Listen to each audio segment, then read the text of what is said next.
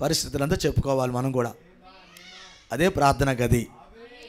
దేవుడు మిమ్మల్ని దీవించును గాక.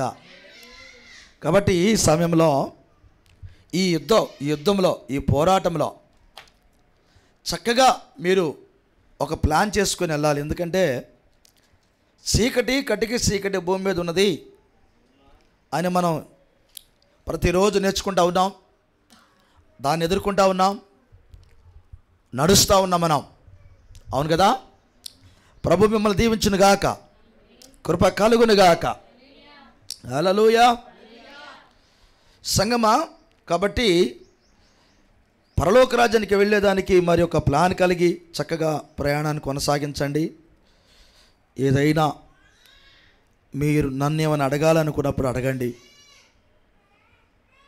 అయ్యా, మీ కుటుంబాలతో వచ్చి అడగాలనుకున్న నన్ను అడగొచ్చు, ఒక సలహాని అడగొచ్చు. నన్ను ఆత్మ సంబంధమైన విషయాల గురించి నేను చెప్తాను,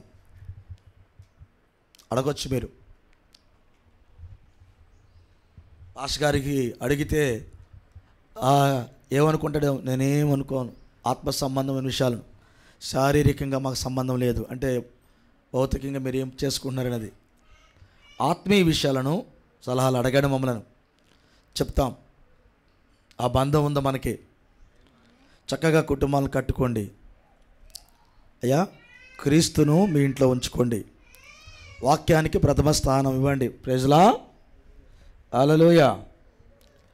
కృప కలుగును గాక. ఒక చిన్న మాట చెప్పి నేను ముగిస్తాను, సమయం లేదు కాబట్టి జ్ఞాపకం చేస్తాను.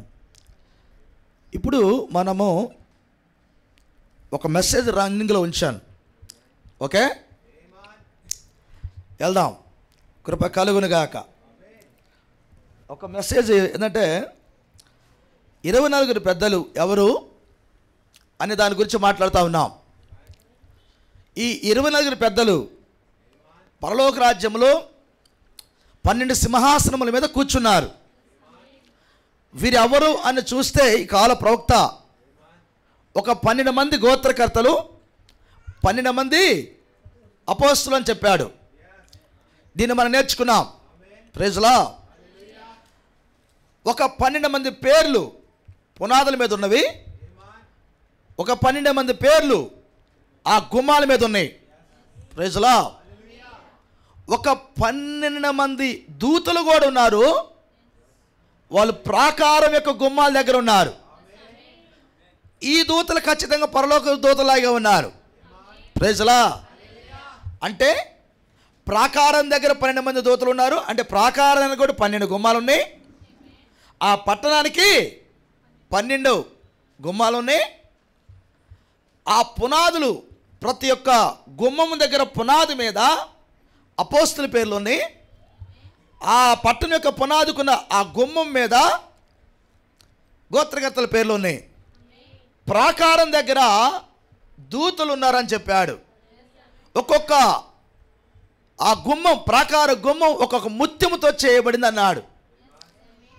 ఇదంతా ఆ పరలోక రాజ్య పట్టణం. ఆ ప్రాకారము, గుమ్మాలు, పునాదులు. హల్లెలూయా. మనం ఇప్పుడు దాకా ఆ గుమ్మాలకెళ్ళి, ఆ పునాదులకెళ్ళి, ఆ ప్రాకారంకి వెళ్ళే చూస్తున్నాం. అదొక్కటే పట్టణం కాదు, అదొక్కటే పట్టణము కాదు. ఆ పట్టణం చాలా విస్తారణం కలిగి ఉంది. పట్టణానికి గోడలు కూడా ఉన్నాయి, రూపు ఉంది. Praise Lord. ఆ యొక్క మందిరానికి గోడలు ఉన్నాయి, పైన రూపు కూడా ఉంది కదా, అవన్నీ ఉన్నాయి. కానీ ఇప్పుడు మాట్లాడుకుంటున్న దేని గురించి అంటే, అసలు ఈ పేర్లే ఎవరు అనుకున్నాం, దొరికింది ఆన్సరు. అసలు ఇంకొక ఆన్సర్, ఇంకొక విషయం ఏంటంటే, కృప కలుగునుగాక. ఈ పట్టణంలో ఉన్న ఆ గుమ్మాల మీద వీళ్ళ పేర్లు అసలు ఎందుకు రాశారు?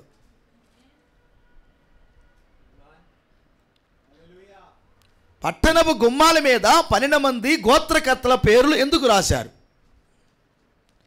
దానికి వెళ్ళే ముందుగా, దాని దగ్గరికి వెళ్ళే ముందుగా దేవుని స్తోత్రం. అసలు పునాదుల మీద అపోస్తుల పేర్లు ఎందుకు రాశారు? వాస్తవానికి బైబిల్లో చదివితే మీరు ఎలా ఉంటుందంటే, అసలు పునాది వేసింది ఒక్కళ్ళు కాదు, ఇద్దరు కలిసి వేశారు. ఎంతమంది వేశారు? పునాది వేసింది ఇద్దరు. కృప కలుగును గాక. చదువుదాం. ఎఫెసు రాసిన పత్రిక తీద్దాం. 2వ అధ్యాయము 20వ వచనం చదువుదాం. చదవండి తీసిన వాళ్ళు. ఎఫెసు 2:20. క్రీస్తు యేసే ముఖ్యమైన మూలరాయి అయి ఉండగా అపోస్తలులను ప్రవక్తలను వేసిన. ఇప్పుడు పునాది వేసింది ఎవరు? అపోస్తలులు వేశారు, ప్రవక్తలు వేశారు. కానీ పరలోకరాజ పట్టణానికి పేర్లు అపోస్తలులే పెట్టారు, ప్రవక్తలు ఎందుకు పెట్టలా? అది కూడా మనం ఆలోచన చేయొచ్చు.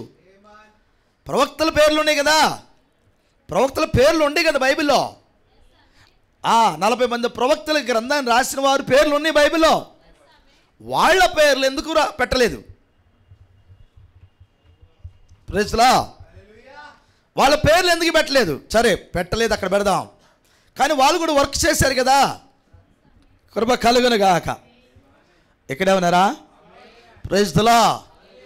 వీళ్ళ పేర్లు పెట్టకపోవటానికి కారణం ఏంటి? అపోస్తుల పేర్లు పెట్టడానికి కారణం ఏంటి? హల్లెలూయా. ఇక్కడే ఉన్నారా? దేవుడు మిమ్మల్ని దీవించును గాక. Praise the lord. ఒక ప్రవక్త అనబడిన వాడు ఏంటన్నారా? జరగబోతున్న దాని గురించి ముందుగా ప్రవచించువాడు. Praise the lord. అంటే ఏం జరగబోతుందో ముందు దాన్ని చూసి తన కాలంలో అతడు ప్రవశిస్తాడు. Praise the lord. కృప కలుగును గాక. మరొకసారి, ఒక ప్రవక్త అనబడిన వాడు భవిష్యత్ విషయాలను ముందుగానే చూసే నేత్రాలు కలిగి ఉంటాడు, చూసే బాడీ కలిగి ఉంటాడు. భవిష్యత్తులో జరగబోతున్న వాటిని ముందుగానే చూసి తన వంతుగా ఆ ప్రవచనాన్ని పలికి గ్రంథస్థం చేసి వెళ్ళిపోతాడు. Praise the Lord. ఇలా పలికిన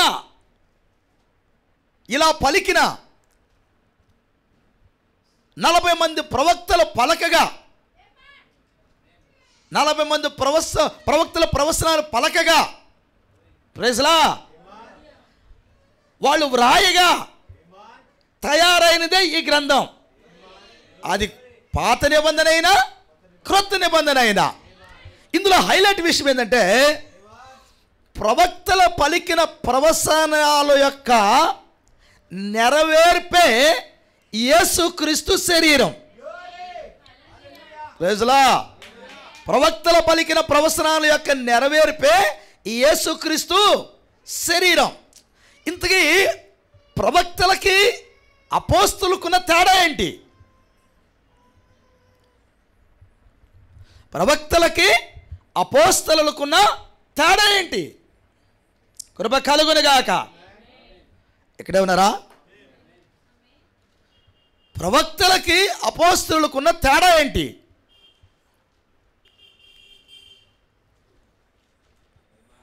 కదా.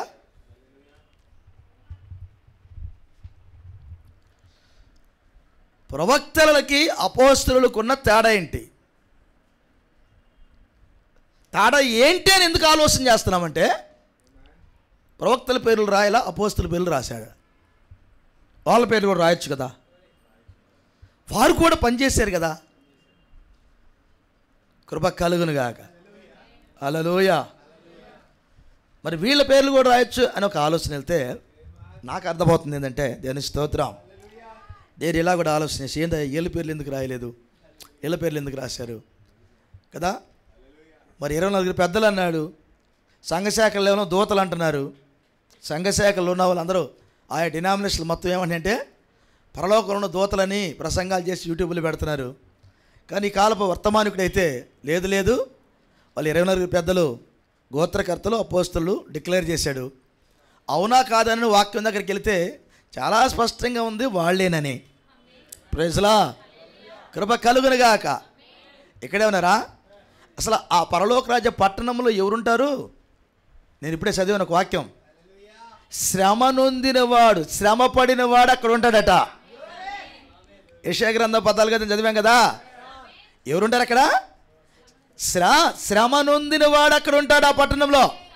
ఆయన స్థాపించిన సియోనులో అనగా ఈ పట్టణంలో ఎవరుంటారు? శ్రమ నొందిన వారు. దోతలు ఎప్పుడైనా శ్రమ పడ్డారా? దోతలు శ్రమ పడ్డారా అన్నా? మరి వాళ్ళు ఎట్టుంటారు అక్కడ? దూతలకు శ్రమ తెలుసా అన్నా? మరి వాళ్ళు ఉండడానికి లేదు కదా. శ్రమ అనేది మానవుడికే తెలుసు. Praise the Lord. శ్రమ పడిన వారు అక్కడ ఉంటారట. కృప కలుగునుగాక. ఒక మాటలో చెప్పాలంటే దేవుడు మిమ్మల్ని దీవించును గాక. హల్లెలూయా. ఇక్కడ ఉన్నారా? చాలామంది ప్రవక్తలు చంపబడ్డారు. పాత నిబంధన ప్రవక్తల్లో తక్కువ మంది చంపబడ్డారు, హింసించబడ్డారు. Praise the lord. కానీ వాళ్ళ సాక్ష్యాలు నిలబడటానికి, వాక్యాన్ని ప్రవశించడానికి, ఆ కాలంలో వాక్యం ఇదని చెప్పటానికి కష్టపడిన వారు ఉన్నారు, లేరని అంటలేదు. యెషయాను రంపాలతో కూడా చంపారు. Praise the Lord. కన్నీటి ప్రవక్త ఇర్మియాకి ఉన్నది. ఆయన ఏడ్చాడు, జీవితకాలం అంతా ఏడవటమే సరిపోయింది ఆయనకి కదా. ఇంకా ఆ చాలామంది ప్రవక్తలు ఉన్నారు, వాళ్ళందరూ కష్టపడ్డారు. కానీ వాళ్ళకంటే కూడా అపోస్తలులకి దేవుడు ఆ పట్టణం మీద పేర్లు రాయడానికి అవకాశం ఇచ్చాడు. కృప కలుగునుగాక. తేడా ఏంటంటే నాకేం అర్థమైందంటే, ఏమాన్ ఎక్కడ ఉన్నారా? ప్రవక్తలు ఏదైతే ప్రవశించారో ఆ ప్రవచనాలను భూమి మీదకి నెరవేరే సమయం వచ్చినప్పుడు, ఆ ప్రవచనాలు ఏదైతే ఉన్నాయో నెరవేరే సమయం వచ్చినప్పుడు, ప్రైజ్ ది లార్డ్, ఆ ప్రవచనాలు పదార్థమై శరీరమై ఆ అపోస్తుల శరీరములో ఉండి ఆ వాక్యం, ఆ ప్రవచనాలు, ఆ పలకబడిన ప్రవచనాలు, వ్రాయబడిన ప్రవచనాలు ఏదైతే ప్రవక్తలు చెప్పారో అది పదార్థమై ఒక శరీరమై అపోస్తుల శరీరాల ద్వారా ప్రపంచానికి కనబడేటట్టుగా దేవుడు చేశాడు.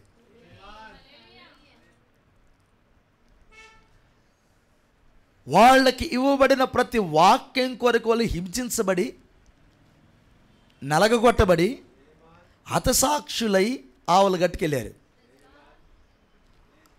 Praise the lord. కృప కలుగునుగాక. అందరిని గురించిన ఇన్ఫర్మేషన్ మనకు లేదు. కొందరికి కొంచెం ఉంది, కొందరి గురించి ఎక్కువగా చెప్పాడు దేవుడు. అవునా? ఆ 12 మంది అపోస్తలులు గురించి మనం మాట్లాడేటప్పుడు కొందరి గురించి కొద్దిగా చెప్పాడు. చరిత్రకి వెళ్తే కొన్ని విషయాలు దొరుకుతాయి మళ్ళీ. కానీ కొందరు మంది ఎక్కువగా కష్టపడ్డారు. వీళ్ళందరూ ఎవరి కొరకు కష్టపడినట్టుందంటే, ఆ యేసుక్రీస్తు అనే శరీరం, ఆ శరీరంలో భాగాలుగా, ప్రైజ్ ది లార్డ్, వాక్యం శరీరం ధరించి జీవించింది అంటానికి వాళ్ళ జీవితాలు సాక్ష్యముగా హతసాక్షులుగా దేవుడు పెట్టాడు. వాస్తవానికి యేసుక్రీస్తును ఒక్కనే చంపలే వాళ్ళు. యేసుక్రీస్తును ఎవరు కలిగి ఉన్నారో వాళ్ళను కూడా చంపుకుంటూ వచ్చింది దెయ్యం. అందులో ప్రథమముగా చచ్చిపోయిన వారు ఎవరంటే అపోస్తలులు. ఇప్పుడు యేసుక్రీస్తు రక్తము కలవరి సిలువలో 5 లీటర్ల రక్తంతో అయిపోలా. Praise the lord. ఆ తర్వాత తన శిష్యుల ద్వారా ప్రపంచం అంతా తడపబడింది. ఈ విషయాన్ని ప్రకటన గ్రంథం 17-18 అధ్యాయాలు దేవుడు చెప్పాడు. ఆ పరిశుద్ధుల రక్తము, అపోస్తలుల రక్తము ఆ పట్టణములో, ఆ మహాబబులోనంలో కనబడుతుందన్నాడు ఆయన. అంటే ప్రపంచం అంతా ఆ రక్తం కనబడుతుంది ఈ రోజున. Praise the Lord. స్వచ్ఛమైన రక్తం అది. వాళ్ళు క్రీస్తు నిమిత్తము హతసాక్షులై స్వచ్ఛమైన రక్తం అది, కడగబడిన రక్తం అది. క్రీస్తు రక్తంతో కడగబడి క్రీస్తు రక్తము లోపలికి వచ్చి స్వచ్ఛమైన రక్తం అది. అందులో ఏ పాపము లేదు. వాళ్ళు వాక్యము నిమిత్తము హతసాక్షులుగా అయినప్పుడు భూమి మీదకు వస్తున్న రక్తము అది శుద్ధి చేయబడిన రక్తం అది. Praise the Lord. మనకి హెబ్రీ రాసిన పత్రికలు అంటాడు, హేబేలు కంటే శ్రేష్టంగా పలికే రక్తం అది. హేబేలు కంటే శ్రేష్టంగా పలుకుతుందా రక్తము? హల్లెలూయా. ఆ భాగంలో ఆయన చెబుతూ, ఇప్పుడు మనం రక్తం దగ్గరికి రాలేదట. దేవునికి స్తోత్రం కదా. ఎక్కడికి వచ్చాం చదువుదామా. Praise the lord. 12వ అధ్యాయము, కృప కలుగును గాక, 22వ వచనం. ఇప్పుడైతే సియోను కొండకును జీవము కలిగిన దేవుని పట్టణమునకును. సియోను అనే కొండ దేవుడు స్థాపించిన ఆ పట్టణమే, అదే జీవము కలిగిన పట్టణం. అనగా పరలోకపు యెరూషలేమునకును వేవేల కొలది దూతల యొద్దకును పరలోకముందు ముందుగానే వ్రాయబడి ఉన్న జ్యేష్ఠుల సంగమునకును వారి మహోత్సవమునకును, అది వివాహ మహోత్సవం, అందరి న్యాయాధిపతి అయిన దేవుని వద్దకును సంపూర్ణ సిద్ధి పొందిన నీతిమంతుల ఆత్మల యొద్దకును. ఈ బలిపీఠ కింద ఆత్మలు కొన్ని అనుకోవచ్చు. నీతిమంతుల ఆత్మల యొద్దకును క్రొత్త నిబంధనకు మధ్యవర్తి అయిన యేసు వద్దకును హేబేలు కంటే మరి శ్రేష్టముగా పలుకు ప్రోక్షణ రక్తమునకును మీరు వచ్చి ఉన్నారు. ప్రోక్షణ రక్తం అంటే ప్రజెంట్ ఇప్పుడు నీతో మాట్లాడుతున్న వాక్యం. ఇప్పుడు నీతో మాట్లాడుతున్న వాక్యమే ఆ రక్తమై ఉన్నది. ఇక్కడికి పిలువబడ్డావు నువ్వు. Praise the Lord. ఇదంతా ఎవరి ద్వారా వచ్చిందో తెలిసిన? అపోస్తుల ద్వారా రిలీజ్ అయింది. ఇప్పుడు నేను ఎక్కడికి పిలిచారు? వీళ్ళు ఇక్కడికి తీసుకొచ్చారు నిన్ను. ఇది కంటిన్యూ అవుతా ఉంది. నేడు కూడా భూమి మీద ఆ ప్రోక్షణ రక్తం ఉన్నది. అది పలుకుతున్నది. ఎలా పలుకుతుంది? ఏ విశ్వాసం అయితే వాక్యాన్ని అంగీకరిస్తాడో ఆ విశ్వాసం మాట్లాడుతున్నప్పుడు అతను నోటి మాట కాదు, అది రక్తము మాట్లాడుతుంది. అది ఎవరు మాట్లాడుతుంది? రక్తం మాట్లాడుతుంది. నువ్వు కాదు మాట్లాడుతుంది, రక్తము మాట్లాడుతుంది నీలో ఉండి. అందుకని ఈ పలుకు ప్రోక్షణ రక్తమునకు వచ్చి ఉన్నావు. ఈ రోజు కూడా ఇక్కడ కూర్చున్నామంటే ఏం వింటానికి వచ్చావు? రక్తం యొక్క స్వరం వింటానికి వచ్చావు ఇక్కడికి. కృప కలుగునుగాక. ఇది కంటిన్యూ అవుతా ఉన్నది. భూమి అంతా ఈ రక్తం తడుపుతా ఉన్నది. దేవుని స్తోత్రం. అన్ని దేశాల్లో ఈ రక్తం తడుపుతా ఉన్నది. ఎవరి ద్వారా? విశ్వాసుల ద్వారా. ఈ డ్యూటీ పరలోకంలో దూతలు చేయలా. ఈ డ్యూటీని ప్రవక్తలు చేయలా. ప్రవక్తలు ప్రవచించి వెళ్ళిపోయారు. Praise the lord. కృప కలుగునుగాక. నేను ఆలోచన చేసినప్పుడు ఎందుకు వాళ్ళ పేర్లు రాయలేదు కదా? పని చేయలేదని నేను అంటలా. వాళ్ళు కూడా పని చేశారు. వాళ్ళకంటే కూడా ఎక్కువగా ముందుగా నిర్ణయం చేయబడి గ్రంథంలో రాయబడి ఎక్కువ పనిచేసిన వాళ్ళు అపోస్తులని చెప్పాలి. Praise the lord. కృప కలుగునుగాక. ఇంకొక మాటలు చెప్తే మనం పాత నిబంధనలో ఉన్న ప్రవక్తలందరూ ఎవరైతే ఉన్నారో గొర్రెల రక్తం కింద మేకల రక్తం కింద ప్రవచనాలు చెప్పి వెళ్ళారు కదా. అయితే కొత్త నిబంధనల అపోస్తలులు ఏం చేశారు? ఒరిజినల్ రక్తాన్ని వాళ్ళు కలిగి ఉండి ఆ రక్తాన్ని సిందించి వెళ్ళారు. వాళ్ళు అంత సాక్షులై వెళ్ళారు. Praise the lord. కృప కలుగునుగాక. వాళ్ళకు ఉన్నది ఏది వాళ్ళది అనుకోలేదు. వాళ్ళు చక్కగా వారు సమర్పణ కలిగి ఉన్నారు. వారు ప్రైజ్ ది లార్డ్. క్రీస్తుని గురించి మాట్లాడే విషయంలో, పరలోక రాజ్యం గురించి వెతికే విషయంలో దేవుని స్తోత్రం. అందుకే వాళ్ళు అన్నారు మన పౌరస్థితి ఇక్కడ లేదు. అందుకే నేను దాన్ని చదివించాను. Praise the lord. మన పౌరస్థితి, మన ఆధార్ కార్డు ఇక్కడ లేదు. చదువుతారు మరొకసారి. ఫిలిప్పీలు రాసిన పత్రిక 3:20. ఫిలిప్పీలు రాసిన పత్రిక 3:20 చదువుతారా? మన పౌరస్థితి. ఎందుకని? అయ్యా నీ ఆధార్ కార్డు ఇక్కడ లేదంటున్నాడు ఒక మాటలో. నీ రేషన్ కార్డు ఇక్కడ లేదన్నాడు ఆయన. ఇప్పుడు వెళ్ళారనుకో, నువ్వు బోర్డర్లోకి వెళ్ళావనుకో, ఐడి కార్డు చూపించరా అంటాడు. ఐడి కార్డు అంటే ఏంటిది? అంటే ఇండియా, నువ్వు ఆంధ్రప్రదేశ్లో ఉన్నట్టుగా ఐడి కార్డు ఒకటి, లైసెన్స్ చూపించమంటాడు, ఓటర్ కార్డు చూపించమంటాడు, లేదా ఆధార్ చూపించమంటాడు. ఏదన్నా నువ్వు పుట్టించుకున్నది ఆంధ్రాలో ఉన్నానని లేదా ఇండియాలో ఉన్నానని ఒక కార్డు చూపించంటాడు. ప్రైజ్ లా. ఇప్పుడు నేను పరలోక రాజ్య పట్టణంలో ఉన్నానంటే ఐడియా ఏంటి? నేను పరలోక రాజ్య పట్టణంలో ఉన్నానంటే ఐడియా ఏంటి? చూపించాలి కదా ఐడి కార్డు. ప్రైజ్ లా. ఈయన ఏమని డిక్లేర్ చేశాడు? ఇప్పుడు చదువు, ఏమని డిక్లేర్ చేశాడు ఆయన? చదువు ముందు. మన పౌరస్థితి అది, మన పౌరస్థితి పరలోకమందున్నది. అట్లయితే ఐడి కార్డు ఏంటన్నా? నేను పరలోక రాజ్యంలో ఉన్నంటానికి ఐడి కార్డు ఏం చూపిస్తా? ఏమా సింపుల్. ప్రైజ్ లా. మన ఐడి కార్డు హోలీ స్పిరిట్, మన ఐడి కార్డు రక్తపు గుర్తు, మన ఐడి కార్డు దేవుని వాక్యము. హల్లెలూయా. ఈ వాక్యము నీ ప్రాణంలోకి వచ్చినట్లయితే ఇదే ఐడి కార్డ్. నువ్వు వాక్యానికి స్పందిస్తావు, వాక్యానికి లోబడతావు, వాక్యం గురించి ఆలోచన చేస్తావు, వాక్యం కొరకు బ్రతుకుతావు, వాక్యం కొరకు చచ్చిపోతావు. నేను ఇండియన్, ఐఆమ్ ఇండియన్ అన్నప్పుడు ఇండియా కొరకు నువ్వేమవుతావు? చచ్చిపోతావు. చాలామంది ప్రశ్నలు, యేసుప్రభు మా పాపం కొరకు చచ్చిపోతే భగత్ సింగ్ ఎవరు? ఆయన రావలేదా అనేవాళ్ళు కూడా ఉన్నారు. ఇప్పుడు అదే సుభాష్ చంద్రబోస్ ఎవరు? సావలేదా? గాంధీ ఎవరు? అల్లూరి సీతారామరాజు ఎవరు? సావలేదా? యేసుప్రభు ఒక్కడే చచ్చిపోయింది కదా. ఎంత సింపుల్గా చదువుతారు వాళ్ళు. వాళ్ళు కూడా చచ్చిపోయారు కదా అని అంటారు. కృప కలుగును గాక. నేను కూడా ఒప్పుకున్న సహోదరుడు చచ్చిపోయారు, కానీ వాళ్ళ ఆత్మ ఏమి నీలో పనిచేయట్లేదుగా. ప్రైజ్ లా. కృప కలుగును గాక కదా.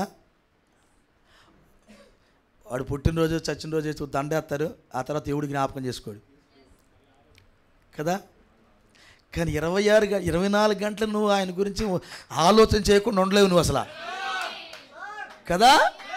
24 గంటలు అసలు ఆలోచన చేయకుండా ఉండలేవు. పొరపాటు చేస్తే ఎవడో చెప్పినట్టు లోపల పొరపాటు చేసావని కానీ, అయ్యా నన్ను క్షమించయ్యా. నువ్వు పొరపాటు చేసింది నీ భార్య చూడలా, నువ్వు పొరపాటు చేసావు నీ భర్త చూడలా, అయినా కానీ గదిలోకి వెళ్ళి అంటావు, అయ్యా నన్ను క్షమించయ్యా, అయ్యా నన్ను క్షమించయ్యా. హల్లెలూయా. Praise the lord. ఎందుకు నువ్వు గదిలోకి వెళ్ళి నన్ను క్షమించయ్యా, నన్ను క్షమించయ్యా అన్నా? చెప్పు. ప్రవక్త ఏమన్నా తెలుసు దీని గురించి?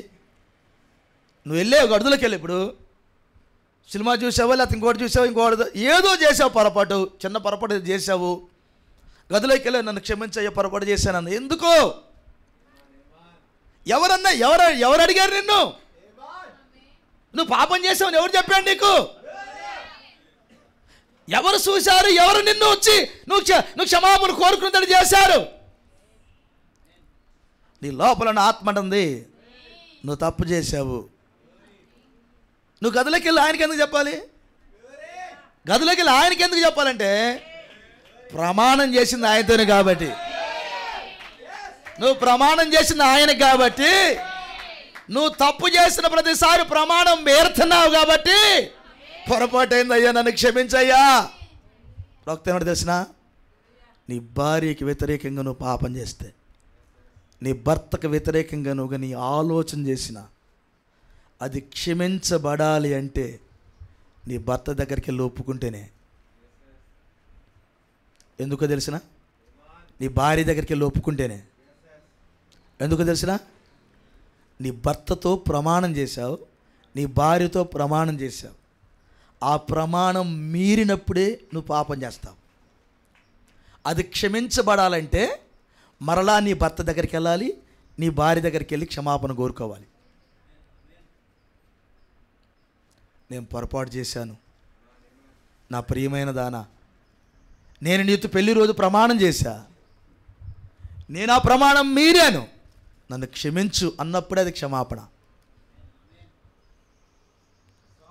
ఊరకయ్యాడు అనుకున్నావా భర్త నీకు? ఆమె ఊరకైంది అనుకున్నావా నీకు భార్య?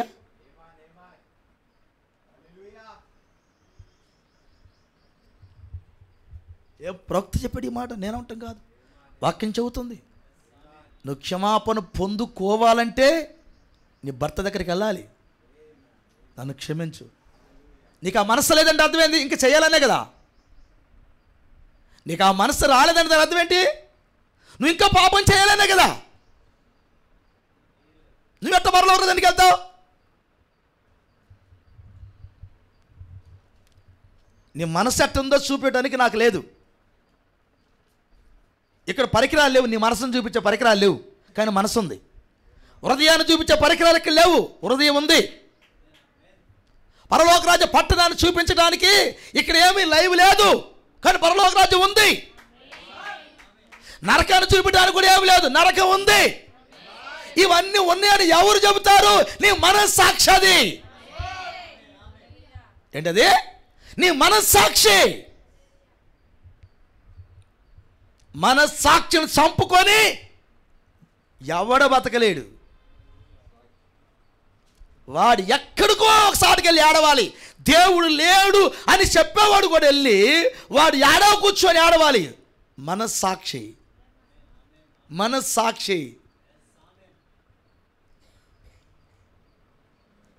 అనుభవిస్తాడనమాట. అన్యాయం చేసిన తర్వాత ఎవడు ఎదురు చెప్పడు.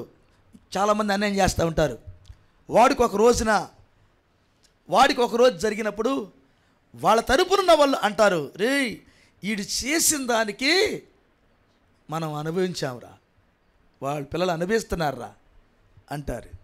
మనస్సాక్షి, మనస్సాక్షి. అది అర్థమైందండి? ఏంటది? మనస్సాక్షి అంటారు దాన్ని. ప్రతి ఒక్కళ్ళకు ఉండిద్ది అది. నువ్వు తీసేసుకోలేవు దాన్ని, కానీ ఒకరోజు ఏడుస్తావు. నేను పొరపాటు చేశానని ఏడుస్తావు, సరి చేసుకోకపోతే ఏడుస్తావు. ఖచ్చితంగా ఏడవాలి నువ్వు. నేను దేవుని దుఃఖపెట్టానే ఏడుస్తావు. ఒకవేళ ఆలస్యం కావచ్చు, కానీ ఖచ్చితంగా వస్తుంది ఆ రోజు. నీకు ఏడుస్తావు, ఏడవాలి. నేను తప్పు చేశాను, నా భర్త ఎడలు నేను తప్పు చేశాను, నా భార్య ఎడలు నేను తప్పు చేశాను, నా దేవుడి ఎడలు నేను తప్పు చేశా. ఏడ్చే రోజు ఒక రోజు వస్తుంది. అయిపోయిన తర్వాత నువ్వు ఏం చేసినా నాకు సుఖం లేదు. అందుకే పశ్చాత్తాపం అనేది టైం ఉన్నప్పుడు పడమన్నాడు. క్లియర్ చేసుకో. అందుకని ఎందుకు గదిలోకి వెళ్తావు? ఇప్పుడు చెప్పండి. అయ్యా నీ ప్రమాణానికి నేను మీరేనయ్యా. అయ్యా బాప్తిసం రోజు నీతో ప్రమాణం చేశానయ్యా, నేను పాపం చేయనని, నేను ఈ లోకంతో తిరగనని, పడగొట్టిన దాన్ని మరలా కట్టనని, చచ్చిపోయి నేను ఆ లోకం వదిలిపెట్టి వచ్చానయ్యా, మరలా లోకములకి వెళ్ళాలని ప్రమాణం చేశాం. వెళ్ళి రోజు ప్రమాణం చేస్తాం కదా, నేను నీకే లోబడి ఉంటా, వ్యాధి అందును, బాధ అందును, కలిమి అందును, లేమి అందును నీతోనే ఉంటా. నేను వాడు ఎంత అందగాడైనా ఎంత అందగత్త అయినా నేను ఇతరులను ఒళ్ళక ఆశించక నీకే భర్తనై ఉంటాను, నీకే భార్యనై ఉంటాను ప్రమాణం చేశాం. ఈ ప్రమాణాలు మీరితే ఎలా ఉండేది? గాయాలు హృదయానికి గాయాలు. ప్రవక్త ఏమంటాడంటే ఆ గాయం పోదు, మానదు. ఎప్పుడు మానిద్ది? నువ్వు ఎవరికి వ్యతిరేకంగా పాపం చేశావో వాళ్ళ దగ్గరికి వెళ్ళి ఒప్పుకుంటేనే గాయం మానతదే. కాదా అబ్రాం? కాదా?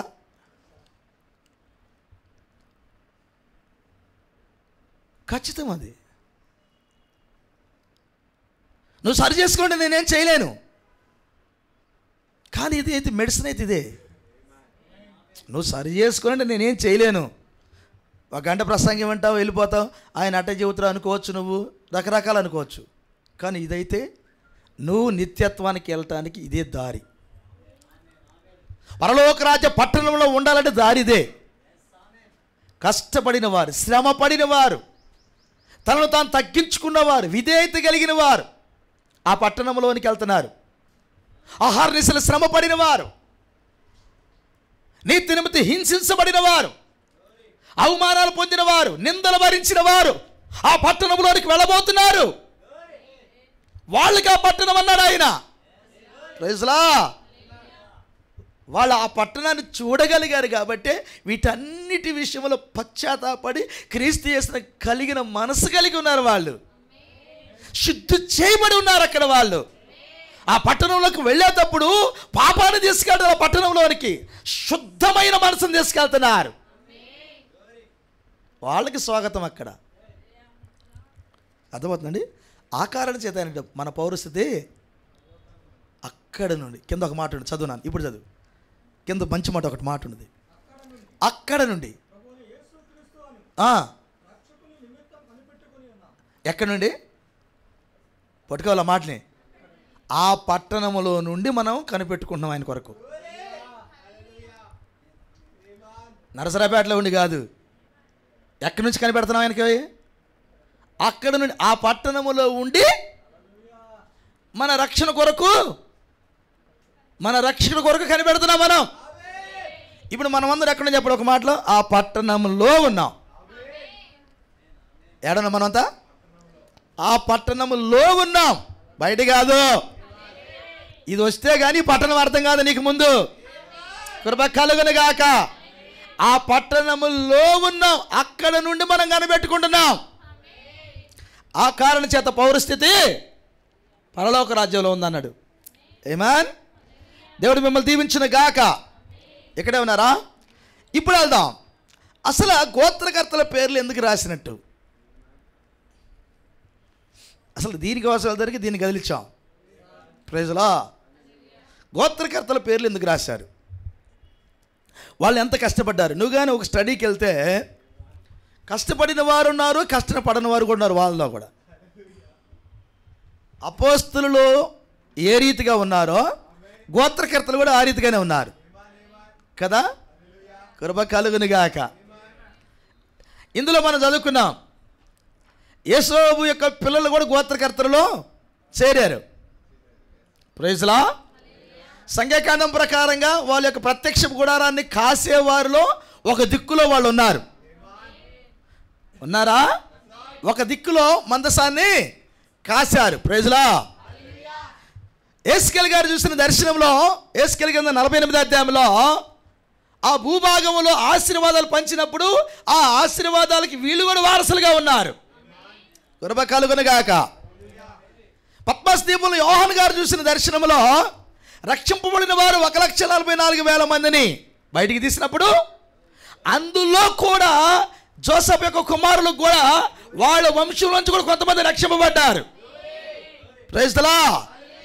కానీ పరలోక రాజ్య పట్టణంలో ఆ గుమ్మముల మీద పేర్లు రాసినప్పుడు మాత్రం వీళ్ళు లేరు. అక్కడ జోసెఫ్ ఒక్కడే ఉన్నాడు. కష్టపడినందుకు వాళ్ళ పిల్లలకి దీవెనలు దొరికినాయి, రక్షణ దొరికింది, దీవెనలు దొరికినాయి, పని దొరికింది, ఇవన్నీ పిల్లలు దొరికినాయి. కృప కలుగును గాక. కానీ పరలోక రాజ్య పట్టణంలో గుమ్మాల మీద అయితే ఒక్కడి పేరే ఉంది. గమనించారా? కృప కలుగును గాక. ఒక ఆయన పేరే ఉంది అక్కడ.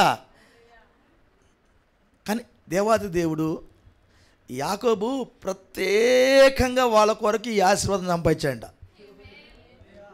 అని చెప్పాడు. అంటే ఎంత కష్టపడి ఉంటాడు? తన ప్రియమైన భార్య కొరకు ప్రత్యేకంగా కష్టపడ్డాడు. ప్రైజ్ లా. కృప కలుగును గాక. ఈ మాట అర్థమవుతుందండి? ఆమేన్. జస్ట్ పోలికి వెళ్తున్నాం. అంటే నేను అంటే ప్రియమైన భార్య కొరకు ఎంతగా కష్టపడ్డాడంటే యాకోబు. అంటే ఎవరి కొరకు కష్టపడాలి? మళ్ళీ బైబిల్లో చూస్తాం. దానికి కూడా ఒక రీజన్ ఉంది. దేవుడు మిమ్మల్ని దీవించిన గాక. యాకోబు కష్టపడి జోసెఫ్ కోసం సంపాదించి పెట్టాడు కదా. ఇప్పుడు జోసెఫ్ ఏం సోమరిపోతు కాదు. మళ్ళీ అన్నదమ్ములు అందరికంటే కూడా కష్టపడ్డాడు ఆయన. ప్రైజ్ లా. అన్నదమ్ములు అందరికంటే కష్టపడ్డాడు జోసెఫ్. అందుకని వాళ్ళ నాన్న దీవెనిచ్చేటప్పుడు కూడా బహుది మంచి దీవెనిచ్చాడు ఆయన. అన్నదమ్ములు అందరికంటే కూడా మంచి దీవెనలు ఇచ్చాడు. ఆ తర్వాత దీవించే మోషే గారు కూడా దీవించేటప్పుడు ఈయనకి మంచి దీవెనలు ఇచ్చాడు. ప్రైజ్ లా. భూలోక పరలోక దీవెనలు మొత్తం ఏకమైన యేసోబుకి. అంటే మంచిగా కష్టపడేవాడు ఎలాంటి దీవెనలు వాళ్ళ నానిచ్చాడు, ఆ దీవెనలు తీసుకున్నాడు అంతే. ఆ దీవెనలు ఇచ్చే ముందుగా ఇంకా ఎక్కువ దీవెనలు కూడా రెడీ చేశాడు వాళ్ళ నాన్న. అరే ఒక్క పాలు కాదు మీకు ఇస్తే, నేను 2 పాలు ఇస్తానని అన్నాడు. అది నేను బహు కష్టపడి శత్రువుల దగ్గర నుంచి కష్టపడి తీసుకున్నా నేను. ఈ దీవెన నా కుమారుడైన జోసఫ్కి అన్నాడు. ప్రైజ్ లా. అప్పుడు జోసఫ్ చచ్చిపోయిన తర్వాత వాళ్ళ యొక్క సంతానం అడిగారు, ఎవరు యెహోషువ గారు భూభాగం పంచేటప్పుడు వాళ్ళు అడుగుతారు, మా డాడీకి 2 భాగాలు రావాలి, మా తాత చెప్పాడు. ముత్తాత అక్కడికి వెళ్ళాలి కదా. మా తాత అన్నాడు 2 భాగాలు అన్నాడు, నువ్వేందు ఒకటి పంచుతున్నావేంటి, 2 పంచండి అన్నాడు. అప్పుడు వాళ్ళు లేఖనాలు తిరగేసి అన్నారు, ప్రైజ్లా కృప కలుగునుగాక. ఇవాళ లైవ్లో ఉన్నవాడికి భాగం పంచడు, చచ్చినోడు పక్కన పెట్టు, లైవ్లో ఉన్న వాళ్ళకే భాగాలు పంచడు కొంతమంది. ఆయనకి ఎందుకు లేవయా, బాగుందిగా ఆయనకి, మనకు పంచండి. మనం నలుగురికి వెళితే ఏమైంది, ఆయన ఏమంటాడు, అర్థమైందా? కొన్ని ప్రాంతాల్లో ఉండేది వ్యవహారం అంతా బాగా డబ్బులుండో, బిజినెస్ ఉండో, లేకపోతే వ్యాపారాలుండో, లేకపోతే ఇంకా ఏదైనా ఉద్యోగాలుండో ఏదో ఉన్నాయి అనుకో, ఆయన లెక్కలేసుకోరు. ఆయనకి అన్నీ ఉండే ఆయనకి ఇచ్చేది ఏంది, పంపకాలు అట్ట ఉండకూడదు. బైబిల్ ఏం చెప్పింది తెలిసిన, వాళ్ళకు కొడుకులు లేకపోతే ఆ ఆస్తిని వాళ్ళ కూతుర్లకి పంపకాలకి ఇవ్వండి అన్నాడు. కూతుర్లకి ఇవ్వమన్నాడు ధర్మశాస్త్రంలో. కొడుకులు లేరని, కూతుర్లు కూడా లేనప్పుడు దయాదులు పంచుకుంటారన్నాడు. దయాదులకి వెళ్తుంది అన్నాడు. కూతుర్లు ఉంటే ఏమయ్యాలి, కూతుర్లకు పంచాలంటాడు. దేవుని స్తోత్రం, కృప కలుగునుగాక. అంటే పంపకం అనేది ఎలా ఉండాలంటే ఖచ్చితం అనమాట. జ్యేష్ఠ భాగం, ఇక్కడే ఉన్నారా, జ్యేష్ఠ భాగం, కృప కలుగునుగాక. అది పంపకాల్లో ఉన్న ఆశీర్వాదం మనకి, కృప కలుగునుగాక. సరే ఇక్కడే ఉన్నారా, దేవుడు మిమ్మల్ని దీవించును గాక, కృప కలుగును గాక. అంటే గ్రంథములో దేవుడు మిమ్మల్ని దీవించును గాక. పంపకాలు దేవాది దేవుడు గ్రంథములు అన్నిటిని చాలా చక్కగా పొందుపరిచాడు. ప్రతిదాన్ని మన లేఖనాలు చూసుకోవాలి. దేవుడు మిమ్మల్ని దీవించును గాక, కృప కలుగును గాక. ఇక్కడే ఉన్నారా. ఇప్పుడు ఈ గోత్రకర్తల దగ్గరికి ఒక మాట చెప్పి మనం ముగిద్దాం. ఈ గోత్రకర్తలు వీళ్ళు కూడా కష్టపడ్డారు. ఏమా జోసెఫు ఈ 12 గోత్రకర్తలు మనం చూసినప్పుడు, ప్రైజ్లా, ఇందులో నాకు వచ్చిన క్వశ్చన్ ఏంటంటే వీళ్ళ గురించి, 24 పెద్దలని అసలు ఎందుకు ఆ 24 పెద్దల్లో ఈ గోత్రకర్తలను చేర్చాడు దేవుడు? అది నాకు క్వశ్చన్. అంటే ప్రశ్న వేసుకుంటే కానీ జవాబు రాదు. ఇప్పుడు నేను వాక్యానికి బయటికి వెళ్ళాలని కాదు నా ప్రశ్న. అసలు ఎందుకు చేశాడు దేవుడు? ప్రవక్త అన్నాడంటే 100% అది, అందులో ఏమాత్రం సందేహం లేదు. ఎందుకు చేర్చాడు అంటే ఏ సమయంలో చేర్చాడు? ప్రైజ్ ది లార్డ్, కృప కలుగునుగాక. కొంచెము వెనక్కి వెళ్దాం, ఓకేనా? ఎక్కడే ఉన్నారా? వెళ్దాం, ఇప్పుడు చదువుదాం. ఈ మాట చదివితే మీరు లోపలికి వెళ్ళింది. దేవుని స్తోత్రం. ఎబ్రీ రాసిన పత్రిక 11వ అధ్యాయం 10వ వచనం ఇప్పుడు చదువుదాం. ఎబ్రీ 11:10 ఇప్పుడు చదువుదాం త్వరగా, కొంచెం యాక్టివ్గా ఉండాలి. ఆమేన్. ఏలయనగా దేవుడు దేనికి శిల్పి అయి ఉన్నాడు, నిర్మాణకుడై ఉన్నాడు, పునాదులు కలిగిన ఆ పట్టణం కొరకు. ఒక్క నిమిషం ఆగుదాం. అబ్రహాం గారు ఈ పునాదులు కలిగిన పట్టణం కొరకు ఎదురు చూశాడు. ఓకే, చూడాలి. అబ్రహాం గారు పునాదులు కలిగిన పట్టణం కొరకు ఎదురు చూశాడు. నువ్వు కానీ కొంచెం గ్రంథాన్ని మధ్యలోకి వస్తే యెషయా కాలంలో ఉన్నవారి కొరకు ఈ పట్టణం కొరకు ఎదురు చూశారు. ప్రైజ్లా. నువ్వు గ్రంథం చివరికి వస్తే కృప కలుగునుగాక, అపోస్తులు కూడా ఈ పట్టణం కొరకు ఎదురు చూశారు. ఆమేన్. ఇప్పుడు మనం కొంచెం వెనక్కి వెళ్తున్నాం. అసలు ఎవ్వడం లేనప్పుడు మొట్టమొదటిసారిగా ఈ పట్టణం కొరకు ఎదురు చూసిన వ్యక్తి గురించి రాశాడు. ఎవరి వ్యక్తి? అబ్రహాం. ఈయనకి విశ్వాసానికి తండ్రి అని పేరు. ఎవరికి తండ్రి? అంటే విశ్వాసులకి తండ్రి. మరొక మాటలో చెప్పాలంటే కృపక తండ్రి. ప్రైజ్లా. ప్రవక్త చెప్తాడు, బైబిల్ చెబుతుంది, అసలు ధర్మశాస్త్రము లేనప్పుడే కృపలో అబ్రహాం గారికి ఏది ఇవ్వాలనుకున్నాడో అదంతా ఇచ్చేదానికి వాగ్దానం చేశాడు. అబ్రహాం గారికి వాగ్దానం చేసే సమయంలో ధర్మశాస్త్రము లేదు. ఉందా? లేదు. ధర్మశాస్త్రము 500 సంవత్సరాల తర్వాత వచ్చింది. మరలా అబ్రహాం గారు వెళ్ళిపోయిన తర్వాత ఈజిప్ట్లో నుంచి ఇక్కడే ఉన్నారా? వాళ్ళు ఈజిప్ట్కి వెళ్ళి తిరిగి వచ్చిన తర్వాత కదా, అరణ్య ప్రాంతంలో కదా మోషే గారి ద్వారా ధర్మశాస్త్రాన్ని ఇచ్చింది ఆయన. అప్పటికి 500 సంవత్సరాలు అయింది దగ్గర. అట్లయితే ఈ ధర్మశాస్త్రం రాకముందే అబ్రహాం గారి దగ్గరకు వచ్చింది ఏంటంటే కృప. మరొక భాషలో క్రొత్త నిబంధన వచ్చింది ఆయన దగ్గరికి. ప్రైజ్లా. క్రొత్త నిబంధన వచ్చింది. ఆమేన్. క్రొత్త నిబంధన అంటే మేదరిగా మనకు పరిచయం అయితే 12 మంది అపోస్తలులు. కృప కలుగును గాక. ఇది ఆ ధర్మశాస్త్రం నీడ ఛాయ అయితే ఒరిజినల్ ఎవరంటే కొత్త నిబంధన. సార్ ఏడవనారా? ప్రైజ్లా. కొత్త నిబంధనలో ఒరిజినల్గా 12 మంది అపోస్తలుంటే నీడలు ఎవరు ఉండాలి? ఒక ఆలోచన. 12 మంది ఇక్కడ ఉన్నారు, ఒరిజినల్లో 12 మంది ఉన్నారు, నీడలో ఉండడానికి అవకాశం ఉంది. ఓకే, ప్రైజ్లా. సరే, దాని కొంచెం తర్వాత వెళ్దాం. ఇప్పుడు ఆ 12 మంది గోత్రకర్తలను ఎప్పుడు వస్తున్నారన్న సంగతి పక్కన పెట్టు. వీళ్ళు ఎవరు రాకముందే అబ్రహాం గారికి ఈ పట్టణాన్ని చూపించాడు. అది రాశాడు ఇక్కడ. ఇస్సాకు లేడు. ఇస్సాకు పుట్టిన యాకోబు ఏశావు లేరు. యాకోబు పుట్టిన 12 మంది సంతానం లేరు. ఆఖరికి పుట్టిన దీనా లేదు. ప్రైజ్లా. ఎవరు? ఆఖరికి పుట్టిన దీనా కూడా. అసలు దీనాన్ని ఎందుకు పుట్టించాడు? కృప కలుగునుగాక. దీనాన్ని పుట్టించడం కూడా దేవుడికి ఒక ప్లాన్ ఉంది. ప్రైజ్లా. ఎందుకు పుట్టించాడు దీనాన్ని చూద్దాం తర్వాత. దేవుడు మమ్మల్ని దీవించను గాక. ఇప్పుడు ఈ 12 మంది ప్రైజ్లా ఎక్కడ ఉన్నారా? ఈ 12 మంది అసలు రాలే రంగం మీదకి.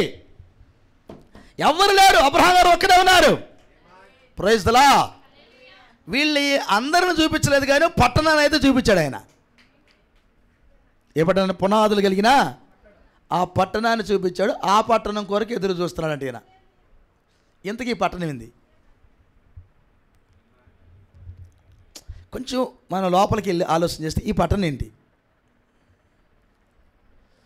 ఎందుకు అబ్రహాం గారికి పట్టణాన్ని చూపించాడు? సరే, అర్థమవుతుంది ఈ మాట. పట్టణం ఎక్కడో పరలోక రాజ్యంలో ఉంది. ఈయనకి ఎందుకు దర్శనం చూపించిండు?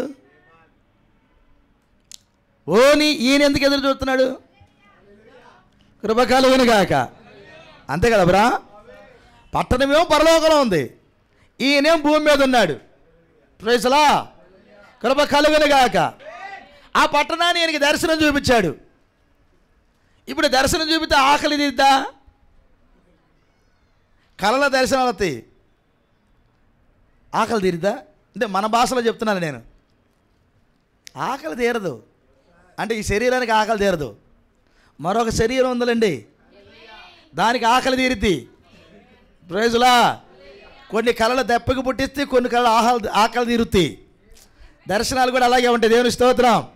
సరే, ఆయనకైతే చూపించాడు. ఆ పట్టణానికి వెళ్ళి చూశాడు. చూడటమే కాదు, ఈయన ఎదురు చూస్తున్నాడు అన్నాడు. ఎందుకు ఎదురు చూశాడు? అంతేనా? ఎందుకు ఎదురు చూశాడు? చూడాలనుంది ఆయనకి. ఆ పట్టణాన్ని చూడాలనుంది. హల్లెలూయా. కృప కలుగును గాక. ప్రైజ్లా.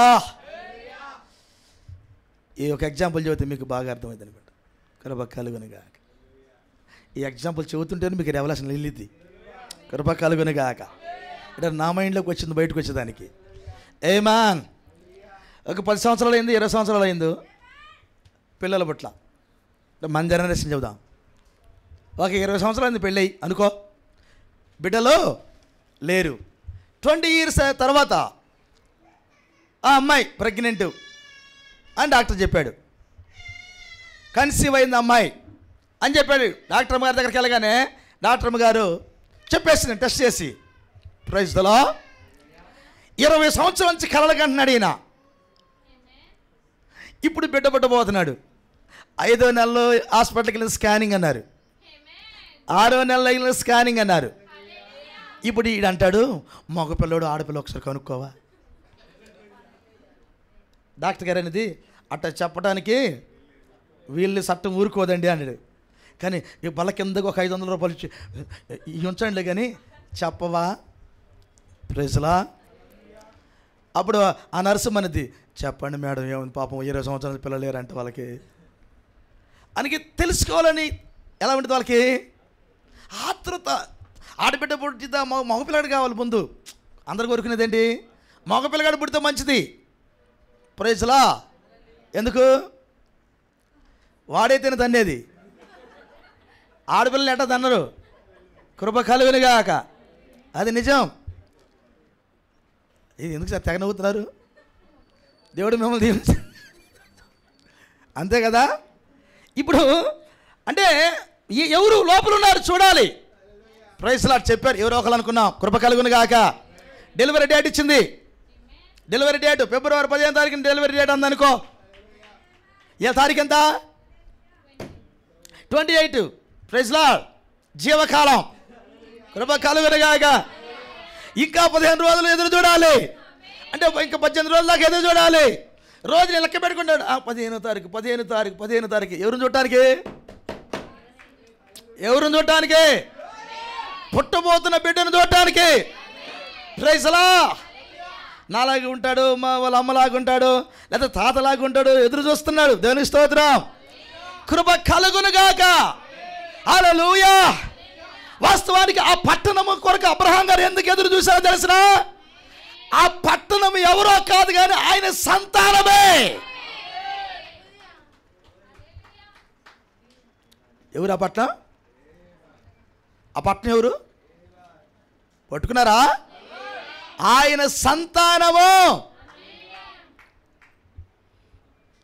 అబ్బా, ఇప్పుడు ఆయన కలలగంటున్నాడు తన సంతానాన్ని చూసుకోవడానికి.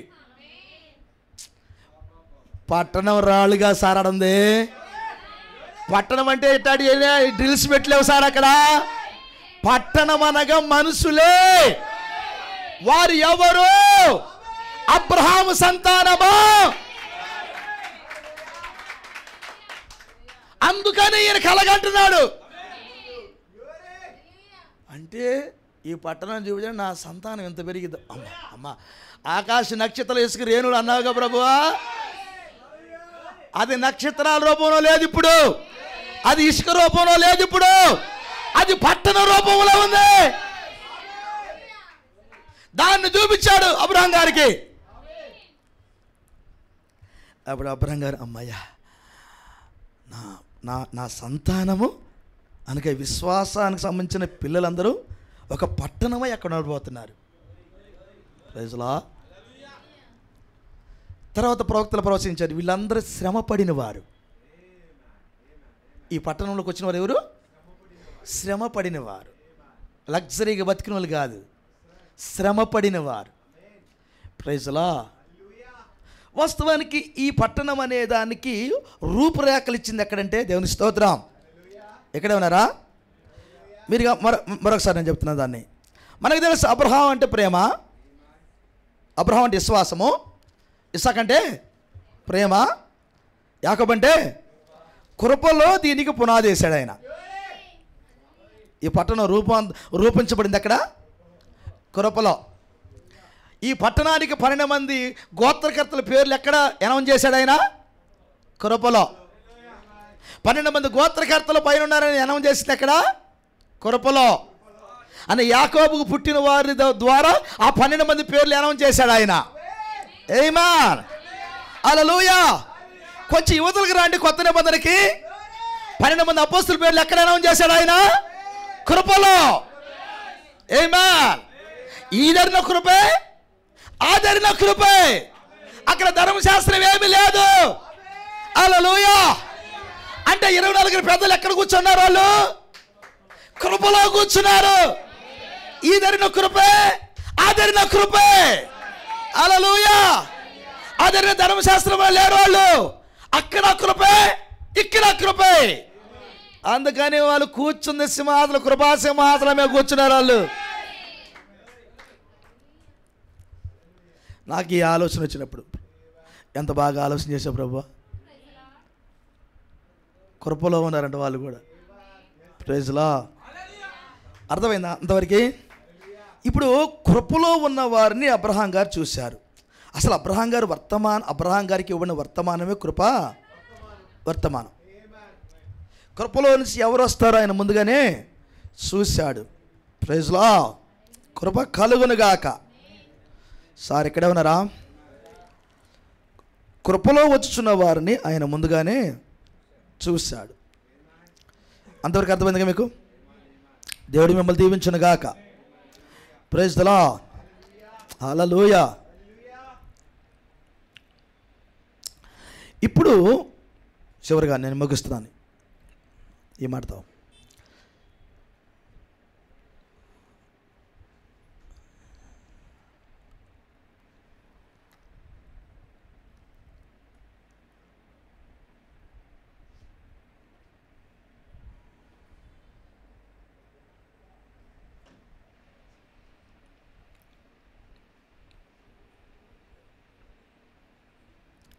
Praise the lord.